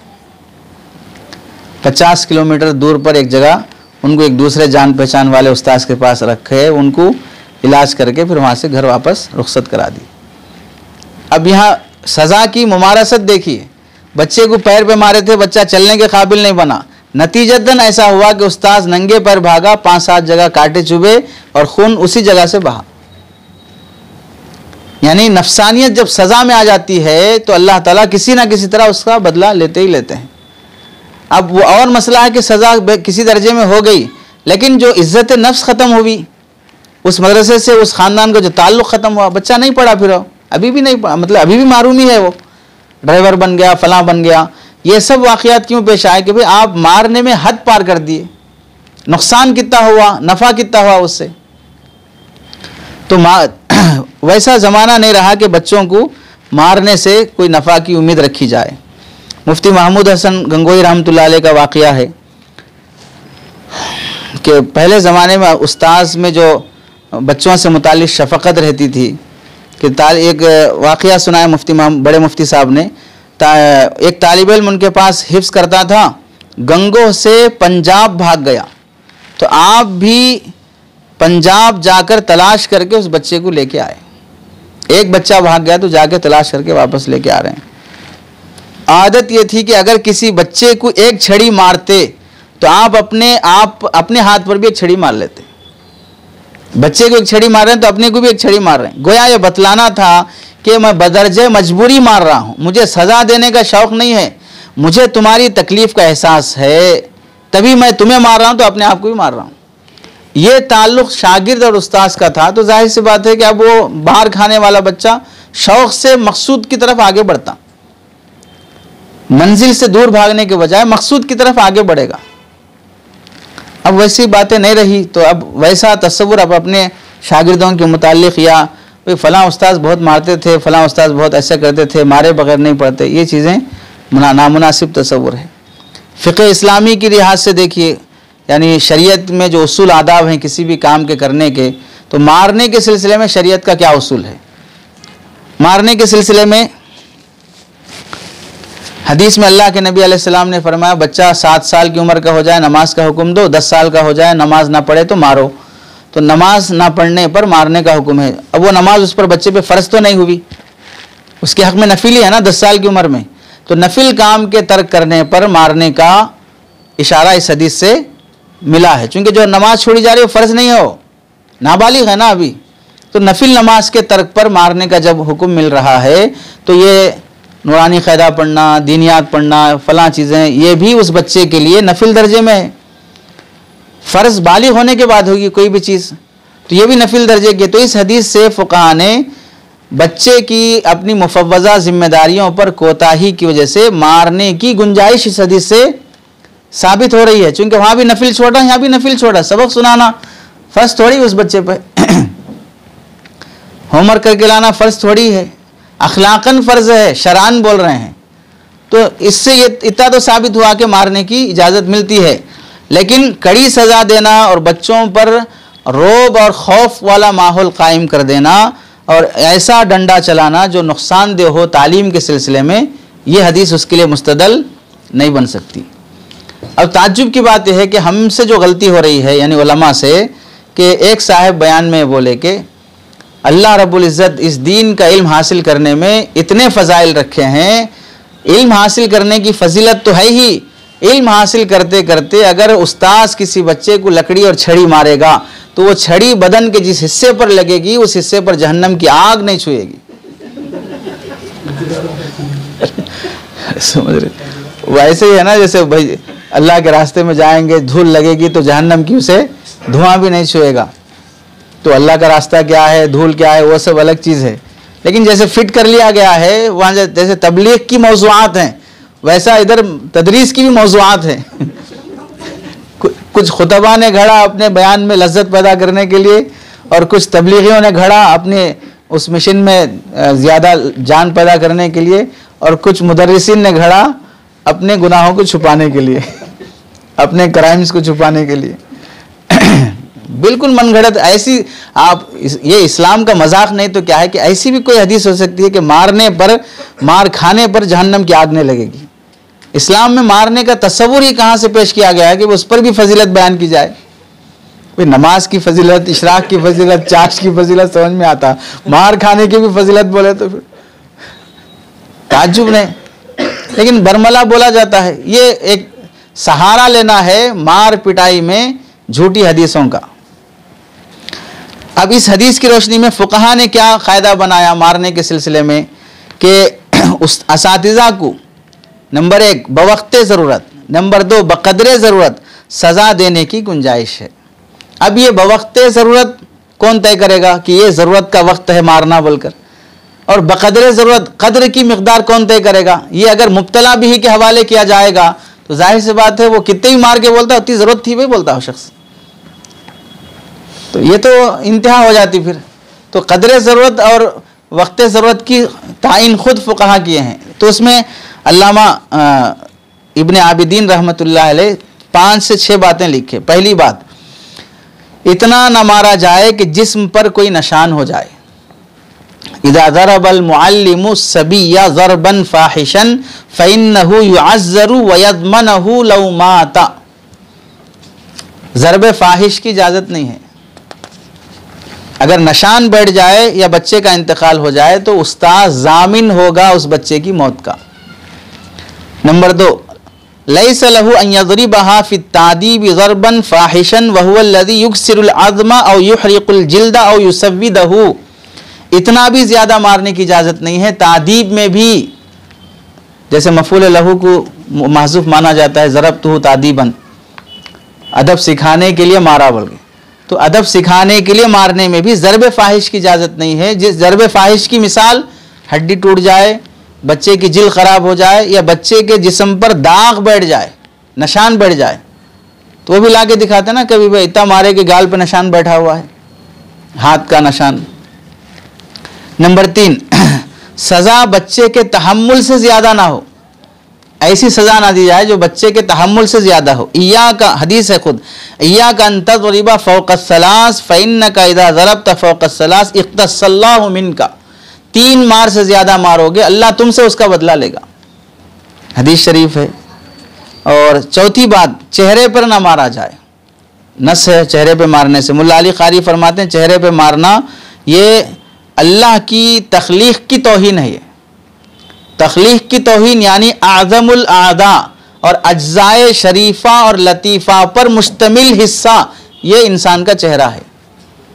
यहाँ मारना ये एक तरह से कुदरत की तौहीन है। इस वास्ते गाल पर थप्पड़ मारने की इजाज़त हरगिज़ नहीं है। तो अब शरान मना है, बच्चा सबक नहीं सुनाया, वो नफिल दर्जे का है। अब थप्पड़ मारना गाल पर ये मना चीज़ है तो ये हराम और नाजायज़ चीज़ हुई। तो जुर्म बच्चे का ज़्यादा है, जुर्म उस्ताद का ज़्यादा है। इसी वास्ते अगर किसी ने चेहरे पर थप्पड़ मारा तो उस पर ज़मान लाजिम है। अल्लामा इब्न आबिदीन लिखते हैं, देखिए, फ़लो ज़रबहु अलल वजही औ अलल मज़ाकीरी यजिबु ज़मानु बिला खिलाफिन।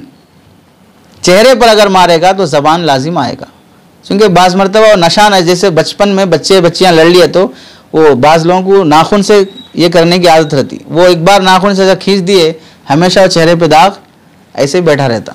तो चेहरे के दाग हमेशा नहीं मिटते, दामन के दाग मिट जाते लेकिन चेहरे के दाग उतना जल्दी नहीं मिटते हैं।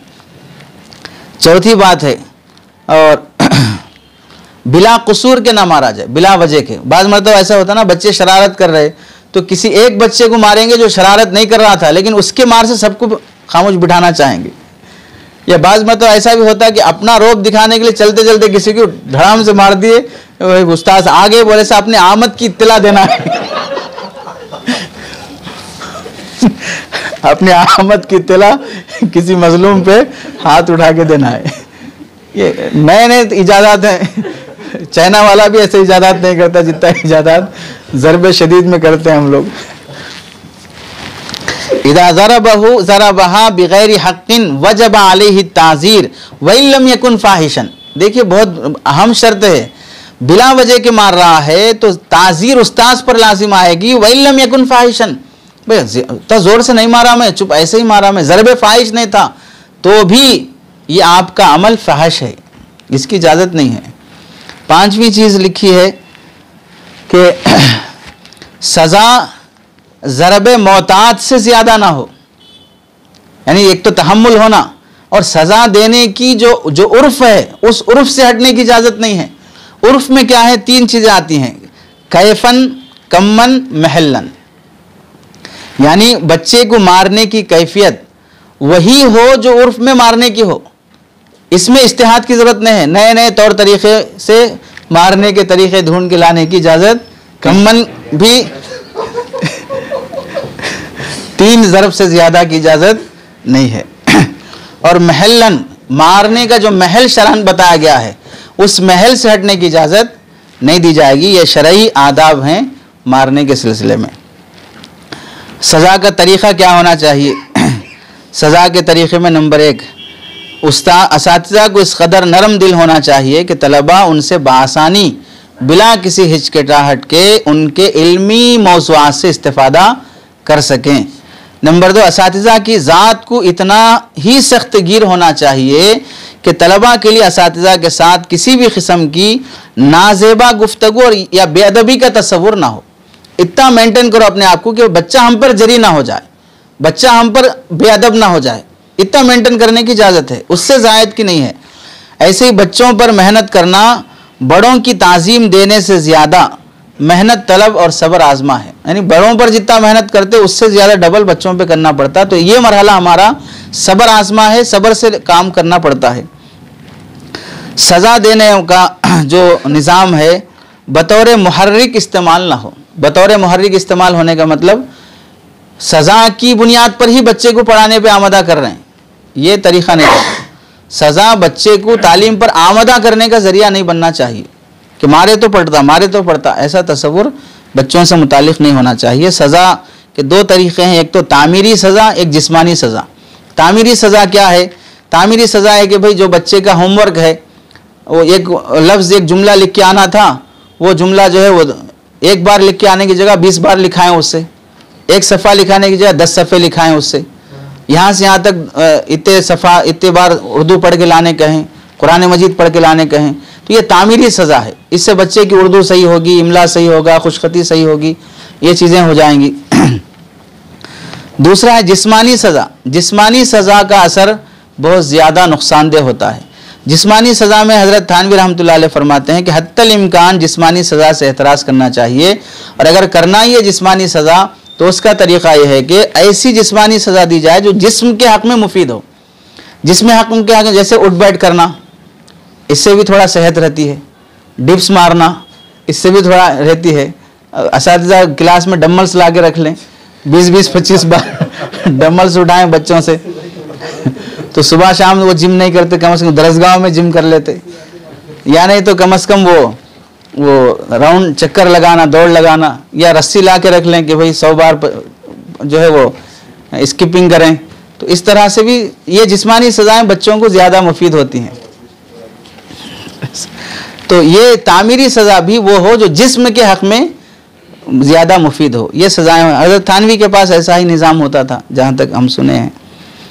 किन शराइत में मारने की इजाज़त है? देखिए ये मुख्तसर है, किन शराइत में मारने की इजाज़त है। नंबर 1, इस बात का ख्याल रखें कि सज़ा गुस्सा उतारने के लिए नहीं होना। नंबर 2, सज़ा से सिर्फ तादीब और तहज़ीब मकसूद हो, ताज़ीब मकसूद ना हो। तादीब और तहज़ीब मकसूद हो, ताज़ीब मकसूद ना हो। इस्लाह मकसूद हो, जज्बा इंतकाम मकसूद ना हो। रहम करना मकसूद हो, जुल्म करना मकसूद ना हो। इस वास्ते हत्तल इम्कान ये कोशिश की जाए कि जिस्मानी सज़ा के बग़ैर ही मकसूद हासिल हो जाए। और अगर जिस्मानी सज़ा देना ही है तो उस सिलसिले में पहली बात यह है कि बच्चे की उम्र 10 साल से कम ना हो। 10 साल से कम उम्र वाले बच्चे को मारने की इजाज़त नहीं होगी। हाल में पढ़े थे ना मुफ्ती तकी उस्मानी साहब का जो मैसेज आया था कि छोटे बच्चों को मारने वाले असातिज़ा के बारे में मुझे ज़्यादा खौफ है इस बात का कि आखिर उसकी माफ़ी तलाफ़ी कैसे होगी, क्योंकि बच्चा माफ़ करने का अहल भी नहीं होता है। बड़े से हम माफ़ी मांग ले सकते हैं, लेकिन बच्चे से कैसे माफ़ी मांगेंगे? पहले बच्चों का उस्ताद का ऐसा ताल्लुक़ भी होता था कि हम भी जब बचपन में जो पढ़ते थे अपने हिफ्ज़ के दौर वगैरह में, अव्वल के मौके पर सालाना छुट्टियां जब होती थी तो अपने मदरसे से जाते हुए रोते हुए जाते थे। उस्ताद भी रोता था, बच्चे भी रोते थे, खुद हम भी रोते थे, उस्ताद भी रोते थे। ऐसा ताल्लुक़ उस्ताद से हो गया था कि छुट्टियों में जाते हुए रोते जाते हैं। अब हाल ये है कि उस असातिज़ा का कि बच्चे सुबह मदरसे को आते हुए रोते हुए आते हैं, नहीं जाते बोल के बड़े आते, नहीं आता बोल के बड़े आते। बाप घसीट के लेके आ रहा है, खींच के लेके आ रहा है। नंबर 2, छड़ी के साथ ज़बान का इस्तेमाल ना हो। ये 2 सज़ाएं हो जाती, ज़बान से गालियां भी दे रहे, तान तशनी भी कर रहे, तंबी भी कर रहे, फिर छड़ी भी चला रहे। 2 सज़ाएं एक साथ देने की इजाज़त नहीं। या तो तंबी करो इज्जत से पहले, और फिर उसके बाद वो तंबी से काबू में नहीं आया तो फिर लकड़ी का इस्तेमाल करो। एक साथ ज़बान भी चल रही है, एक साथ लकड़ी भी चल रही है। 2 सज़ाएं एक साथ देने की इजाज़त नहीं है। असल में क्या होता कि मारते वक्त जब ज़बान चलती है ना तो जाहिर से बात है गुस्से में रहती। उस मौके पर जो जुमले निकलते उस्ताद की ज़बान से, वो मार का ज़ख़म कम रहता, उन जुमलों का ज़ख़म ज़्यादा रहता। अब ऐसे मौके पर उस्ताद क्या बोलता, मैं तो 2 मार ही मारा बोलता। 2 मार मारते वक्त जो जुमले बोले ना वो 10 मारों के बराबर थे। उससे बच्चे का दिल टूट गया, बच्चे की नफसानी जो नफ्सियात थी वो मुरझा गई उससे। इस वास्ते 2 सज़ाएं एक साथ देने की इजाज़त नहीं है। उससे क्या होता है कि सज़ा के मौके पर जो जुमले हमारी ज़बान से निकलते हैं वो बास मरतबा वो हमारा तकिया कलाम बन जाते हैं। मौलवी साहब को गुस्सा आया तो ये जुमला बोलते हैं ना, गुस्सा आया तो ये जुमला बोलते हैं, तो बच्चे बाद में उसी जुमले की नकलबाजी करते रहते हैं। फिर घर जाने के बाद अपने गुस्से की हालत में वही बंदर, बिच्छू, सुअर, खंजीर, कुत्ते, गधे, ये जो भी अल्फाज उस्ताद से जो सुना है बच्चा गुस्से के मौके पर, अब ये बच्चा जब गुस्सा होता तो वो अपने भाइयों में, अपनी बहनों में वही अल्फाज दोहराता। अब फिर उधर परेशान कि भाई हम ये जुमले कभी बोले नहीं बच्चे को, बच्चा कहाँ से बोल रहा है। ये चीज़ बच्चे तादीब के मौके पर जो निकलने वाले जुमले हैं वो गोया कि गालियों की तालीम हो गई, उनको नए अल्फाज सिखा दिए। नंबर 3, मारते वक्त सर, चेहरा, सीना, पीठ और शर्मगाह पर ना मारें। नंबर 4, गुस्से की हालत में ना मारें। नंबर 5, 2 ज़रबों के दरमियान में इतना वक्फा हो कि पहले मार की तकलीफ ख़त्म हो जाए। ये शरई आदाब हैं। दरवाज़ा खटखटाने के आदाब तो मालूम है कि भाई खटखटा के इतनी देर खड़े हो के आने वाला आ सके। ये भी अदब है कि भाई आप इतनी देर इकामत दें कि वज़ू बनाने वाला वज़ू करके आ सके, या पहली रकात में इतनी तवील क़िरात करें कि वो वज़ू बनाने वाला वज़ू करके आपकी रकात में शामिल हो सके। ये जहाँ आदाब हैं वहाँ पर ये अदब भी है कि मारने में पहले मार का इतना वक्फा हो कि दूसरे मार में पहले मार का असर ख़त्म हो जाए। अब जाहिर सी बात है ये सब चीज़ें ये ईजाद बंदा तो नहीं है ना कि भाई फ़लाँ मदरसे के नाजिम साहब ईजाद करे हैं, तो शरई आदाब हैं जिनका इल्म उसको होना ज़रूरी है, जिसको इससे वास्ता पड़ता है, तादीब और ज़रब से जिसको वास्ता पड़ता है उसको इन उसूल का इल्म होना चाहिए। नंबर 6, छड़ी दरमियानी रखी जाए। छड़ी इतनी लंबी और मोटी ना हो जिससे खौफ हो कि पुलिस वाले की लकड़ी है। उस्ताद की लकड़ी देखिए, चाकू कसाई भी रखता है, चाकू डॉक्टर भी रखता है, लेकिन दोनों की चाकू में फ़र्क होता है। दोनों की चाकुओं को देखकर ही समझा जाता है कि ये डॉक्टर है और ये कसाई है। ऐसे ही लकड़ी को भी देखकर समझा जाए कि ये शफकत की खातिर रखी गई लकड़ी है, ये अजाब देने की खातिर रखी गई, ये हज़रत मूसा का आसा है, बोले ऐसा नहीं होना। एक ही जगह 2 बार ना मारे बल्कि मुख्तलिफ मकामात पे मारे। जहाँ मारे वहाँ मारे नहीं, वही हाथ पकड़ो बोलते भाई, वो हाथ पे मार दिया ना, अब दूसरा हाथ पकड़ रहा बेचारा, उस पर मारिए। उसी हाथ पे मारना चाह रहे हैं। नंबर 8, इस तरह ना मारें कि खाल निकले, खून निकले या निशान बैठ जाए। इस तरह मारने की इजाज़त नहीं है। सज़ा देने में ज़्यादती की इजाज़त नहीं है कि जितना जुर्म और जितनी गलती है उस गलती की क्या सज़ा होनी चाहिए, उस सज़ा से आगे सज़ा देने की इजाज़त उस्ताद को हासिल नहीं है। और वजह भी देखिए, बहुत अहम बात लिखे हैं नफ्सियाती लिहाज से। शोहर को मोहब्बत होती है और बीवी से, और बाप को शफकत होती है बेटों से। ये बिल्कुल तस्लीम है ना, बीवी से मोहब्बत होती है हर शोहर को, तभी तो बेचैन हो रहे बीवी जाने पर। तभी तो बीवी की याद आती है आदमी को। फिर भी जिसको मोहब्बत है वो शोहर अगर बीवी पर हाथ उठाएगा उसे खिलाफ अखलाक तस्वुर किया जाता। बाप को शफकत होती है औलाद पर, फिर भी अगर बाप हाथ उठाता है अपने बच्चों पर बिला वजह के, तो भी वो बाप बच्चों की नज़र में जालिम शुमार होता है। अब वो मोहब्बत जो शोहर को अपनी बीवी से है, वो शफकत जो बाप को अपनी औलाद से है, वो मोहब्बत और शफकत क्या उस्ताद में भी बैक वक्त पाई जाती है कि वो बच्चों पर हाथ उठा सके? वो मोहब्बत और शफकत, जाहिर सी बात है जब मुदर्रिसीन में वो मोहब्बत और शफकत उस दर्जे की नहीं पाई जाती है तो फिर हाथ उठाने की कैसे इजाज़त हो सकती है। बास असातिज़ा का ये भी गलती पाई जाती है कि एक लड़के को, एक तालिब इल्म को सज़ा दिलाने के लिए दूसरे तालिब इल्म को ज़रिया बनाते हैं। अब अपन जहाँ बैठे वहीं बैठे रहते, उठना मुश्किल है अपने को, तो वहाँ जहाँ बैठा बच्चा गलती कराए उसके बाजू वाले उसको थप्पड़ लगाओ, उसके कान खींचो, उसके गर्दन पर मारो। तो अब ये बज़ाहिर तो मजबूरन फ़लाँ बच्चा उस बच्चे को मार देगा, लेकिन दरसगाह ख़त्म होने के बाद अब वो बच्चा उससे बदला लेता, दोनों आपस में लड़ लेते, रास्ता चलते हुए लड़ लेते। ये लड़ाई झगड़े की वजह क्या है कि आपने ये वजह पैदा कर दी कि सज़ा देना भी था उन शराइत और उसूल के साथ। आपको सज़ा देने के उसूल आदाब मालूम नहीं है तो आप बच्चे को सज़ा देने के लिए मुकल्लफ बना रहे हैं। वो कितनी ज़ोर से मारेगा, कहाँ मारेगा, कैसे मारेगा, वो सब बात की बात है, लेकिन उन बच्चों में आपस में नफरत हो गई, झगड़ा हो गया। इस वास्ते एक उस्ताद दूसरे उस्ताद को दूसरे तालिब इल्म के ज़रिए से सज़ा देने की, दिलवाने की इजाज़त नहीं दी जाएगी। कामयाब उस्ताद दरअसल वो होता है जो बच्चे के दिल में जगह पैदा कर ले, बच्चे का दिल जीत ले, वो कामयाब उस्ताद होता है। शरारत बच्चे का हक है, कोई बच्चा शरारत से खाली नहीं होता। अस्सबियु सबियुन वलो काना इब्नु नबी गिन, बच्चा बच्चा होता है चाहे वो नबी का ही क्यों ना हो।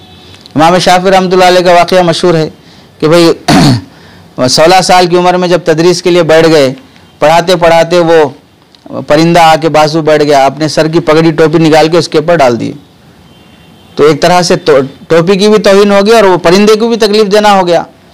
तो बड़े बड़े जो शागिर्द बैठे थे वो ताज्जुब से देख रहे कि भाई इतना बड़ा मुहद्दिस ये परिंदे से खेल ले रहा है। तो इमाम शाफी रहमतुल्लाह ने उस मौके पे फरमाया सबियु सबियुन वलो काना इब्नु नबीगिन, बच्चा बच्चा जो होता, मैं अभी 16 साल का ही हूँ, अल्लाह इल्म दे दिया है, पढ़ाने के लिए बैठा हूँ, लेकिन शरारत बच्चे में बाहर सूरत पाई जाती है। इस वास्ते बच्चों की शरारत का मसला नहीं है, असल में उस्ताद की अदम सब्री बेसब्री का मसला है। हम में उतना सब्र नहीं है जो बच्चे की शरारत को बर्दाश्त कर सकें। हम जल्द उसकी इस्लाह करना चाहते हैं। देखिए गलती बच्चों से होती है, शरारत होती है, गलती हमसे भी होती है।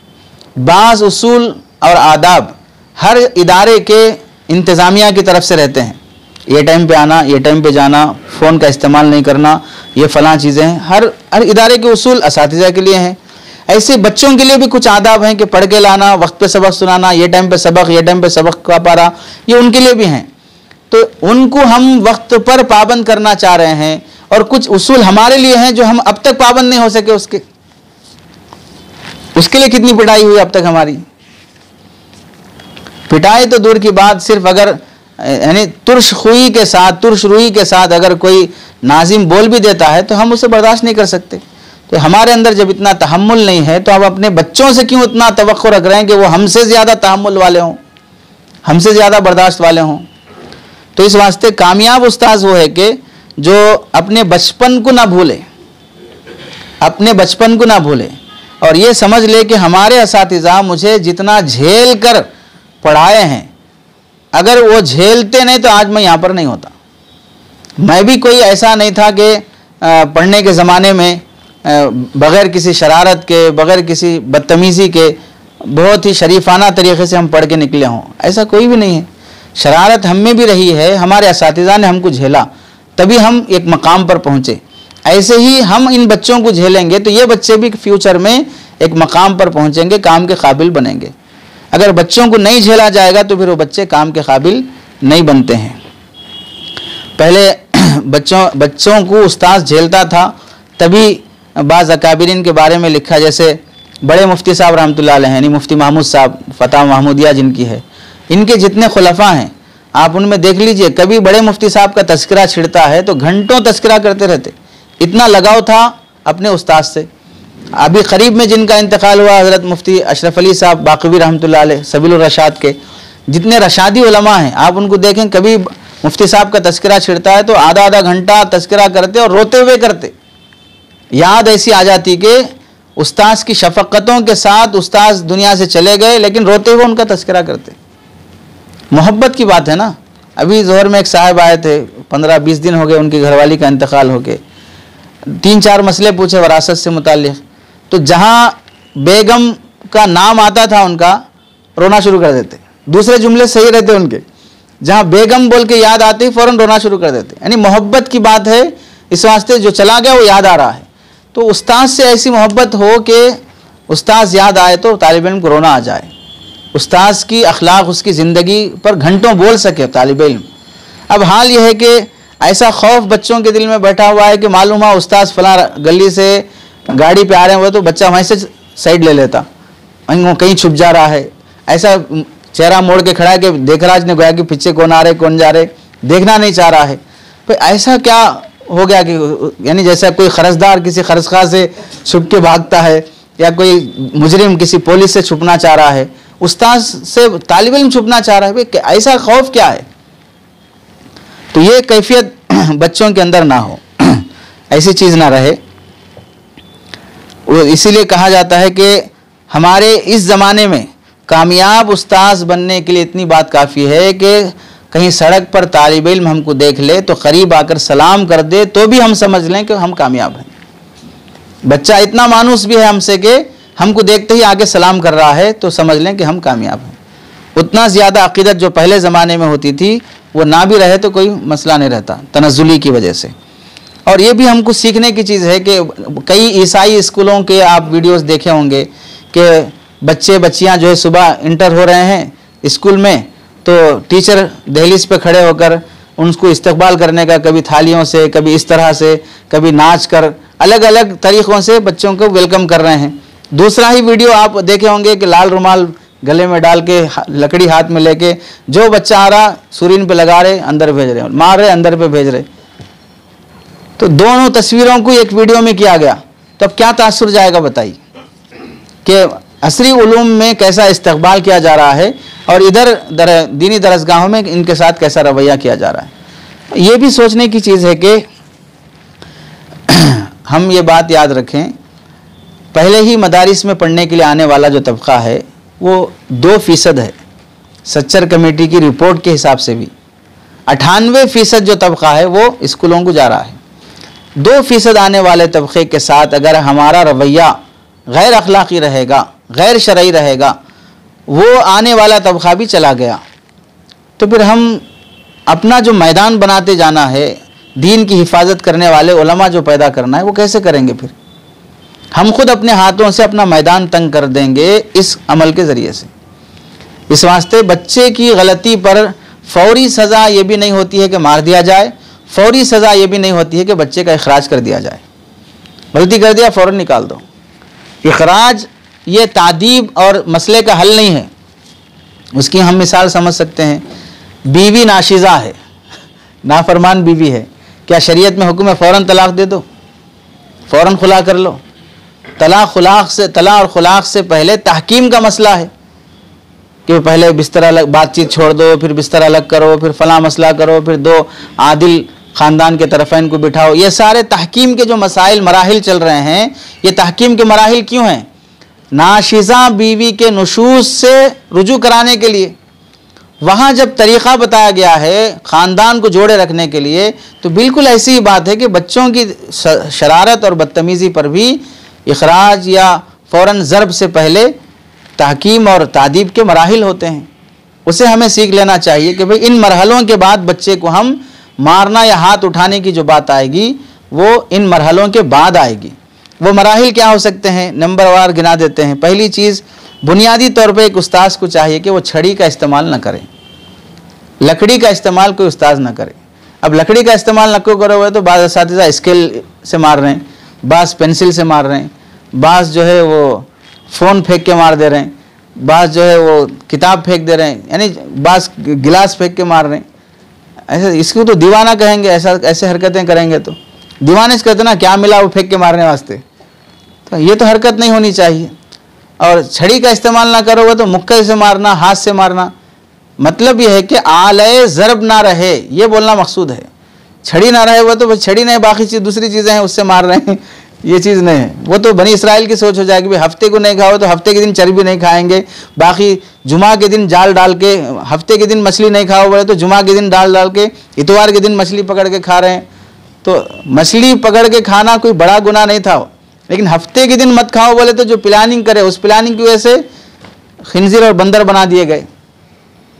नाफरमानी को समझ लेना कि ये नाफरमानी है तो उस नाफरमानी की जो जहतें हो सकती हैं वो तमाम जहतें इसमें दाखिल हैं। तो इस वास्ते पहली चीज़ इसका ये ना रहे कि लकड़ी का इस्तेमाल ना हो। दूसरी चीज़ ये है कि ये तसव्वुर रहे कि बच्चा जब हमारे पास पढ़ने के लिए आ रहा है मदरसे में या मकतब में, वो बच्चा तन्हा नहीं है, इस बच्चे के पीछे पूरा ख़ानदान है।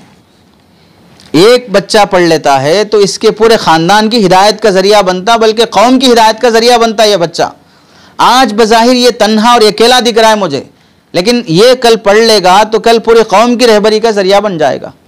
हम में से हर शख्स उसकी मिसाल है। भाई हम भी बचपन में मकतब में ही पढ़े ना, हम भी बचपन में उस्ताद के पास क़ायदा नूरानी क़ायदा पढ़े, मार खाए, फलां हुआ। अगर बचपन में ये हम जो पढ़ के यहाँ तक पहुँच गए, आज हमारे घरों में शरई पर्दा तो है जो दूसरे के घरों में नहीं है। आज हमारे घरों में वो गालियाँ, खुला, तलाक, हराम, लोन, ये सारे मसाइल हैं जो दूसरों के घरों में हैं। तो एक फ़र्द पढ़ लिया तो उसके ख़ानदान के कई नाजायज़ और हराम कामों से रुकावट का ज़रिया बन गया है।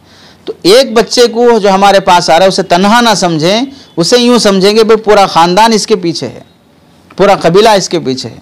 अगर मैं एक बच्चे को निकाल दूंगा मदरसे से या इसकी तालीम की महरूमी का ज़रिया बन जाऊंगा तो गोया कि इसके पूरे ख़ानदान की तालीम से, दीन से महरूमी का ज़रिया बन रहा हूँ मैं। इस वास्ते उस बच्चे के सिलसिले में ऐसा कोई रवैया ना हो जिससे वो बच्चा बिदक जाए या मदरसे से निकल जाए। नंबर 3, तरगीबात वाला निज़ाम रहे। बच्चे को तरगीब से आगे बढ़ाने का निज़ाम रहे। तरगीबात की 2 किस्में होती हैं, एक दाखिली तरगीब, दूसरी खारिजी तरगीब। दाखिली तरगीब क्या है? शौक़ पैदा करना अंदर से कि वो बच्चा हकीकी तालिब इल्म बन जाए। खारिजी तरगीब क्या होती है? जज़ा, सज़ा, मुसाबका और तालीम के फ़वाइद बयान करना। तो ये खारिजी होते हैं। खारिजी तरगीबात से ज़्यादा दाखिली तरगीबात ये ज़्यादा बच्चों के लिए मुअस्सिर होते हैं।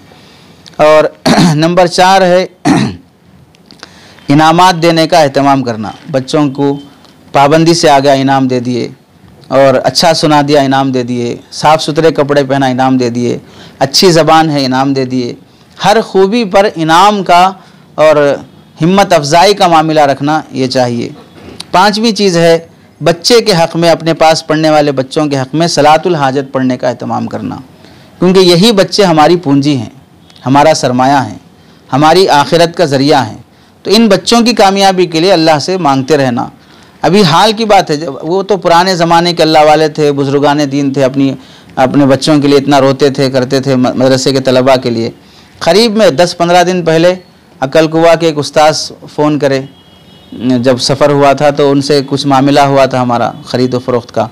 तो वो उस्ताद फ़ोन करे, खैर खैरियत सलाम दुआ के बाद दुआ की दरख्वास्त करे कि मेरे जमात में 4 बच्चे इस साल हाफिज़ होने वाले हैं, दुआ कीजिए कि वो बच्चे आफ़ियत से हाफिज़ हो जाएं, आगे वो तकमील का इल्म मुकम्मल कर लें, आलिमियत वग़ैरह, चूँकि वही बच्चे मेरा सरमाया हैं। इस ज़माने में भी हैं ऐसे मुखलिस लोग जो दूसरों को फ़ोन करके अपने पास पढ़ने वाले बच्चों के हक़ में दुआ की दरख्वास्त करते हैं। तो बच्चों के लिए सलातुल, अब देखिए आपको मालूम होगा लखनऊ में या कहीं और मौके पर मुफ्ती तकी उस्मानी साहब दामत बरकातुहू ने लिखा कि अल्लामा मुंगेरी रहमतुल्लाह, मंजूर नौमानी साहब रहमतुल्लाह ने लिखा है, अल्लामा मुंगेरी रहमतुल्लाह अलैह, मोहम्मद अली मुंगेरी नदवतुल उलमा के जो बानी हैं मदरसे के, तो कहीं मुनाजरा था कादियानियों से मुनाजरे के मौके पर रात में पहुँचे और सुबह होने के बाद वो मुनाजरा शुरू हुआ। स्टेज पर सारे उलमाए देवबंद और दीगर कादियानी उलमा बैठे हैं। स्टेज के पीछे अल्लामा मुंगेरी, मौलाना मोहम्मद अली मुंगेरी रहमतुल्लाह अलैह मुसल्ला बिछा के रो के दुआ कर रहे हैं, अल्लाह इन कादियानियों का कुफ्र साबित होने ना दे, कादियानियों का कुफ्र साबित होने ना दे। कादियानी काफिर नहीं होना, आज वो मुसलमान रहे, क्योंकि किसी को काफिर साबित करना कोई कमाल नहीं है, उसको मुसलमान साबित करना कमाल है। वो मुसलमान बन के रहेगा, जन्नत मिलेगी। इसलिए आज का मुनाजरा ख़त्म होने से पहले कादियानी को हिदायत दे दे। अब यहाँ हमसे सोचने की है कि भाई कादियानी फतवे की रूह से वो काफिर है, गुस्ताख है, जहन्नमी है, उसकी हिदायत के लिए कोई शख्स दुआ मांग रहा है, तो ये हमारे पास पढ़ने वाला तालिब इल्म, ये मेहमान रसूल है, जिसके नाम पर अल्लाह की तरफ से बंदे मुतवज्जे होते हैं, मुआविनीन मुतवज्जे होते हैं। हज़रत शाह अब्दुल हक साहब रहमतुल्लाह अलैह के बकौल ये हमारी माद भी हैं और हमारी माश भी हैं, इनसे हमारा गुजारा भी है, इनसे हमारी आखिरत भी बनती है। तो इनके लिए दुआ का एहतमाम रहे। और एक चीज़ है सदक़े का एहतमाम करना, ये हमारी तरफ से ईजाद है समझिए।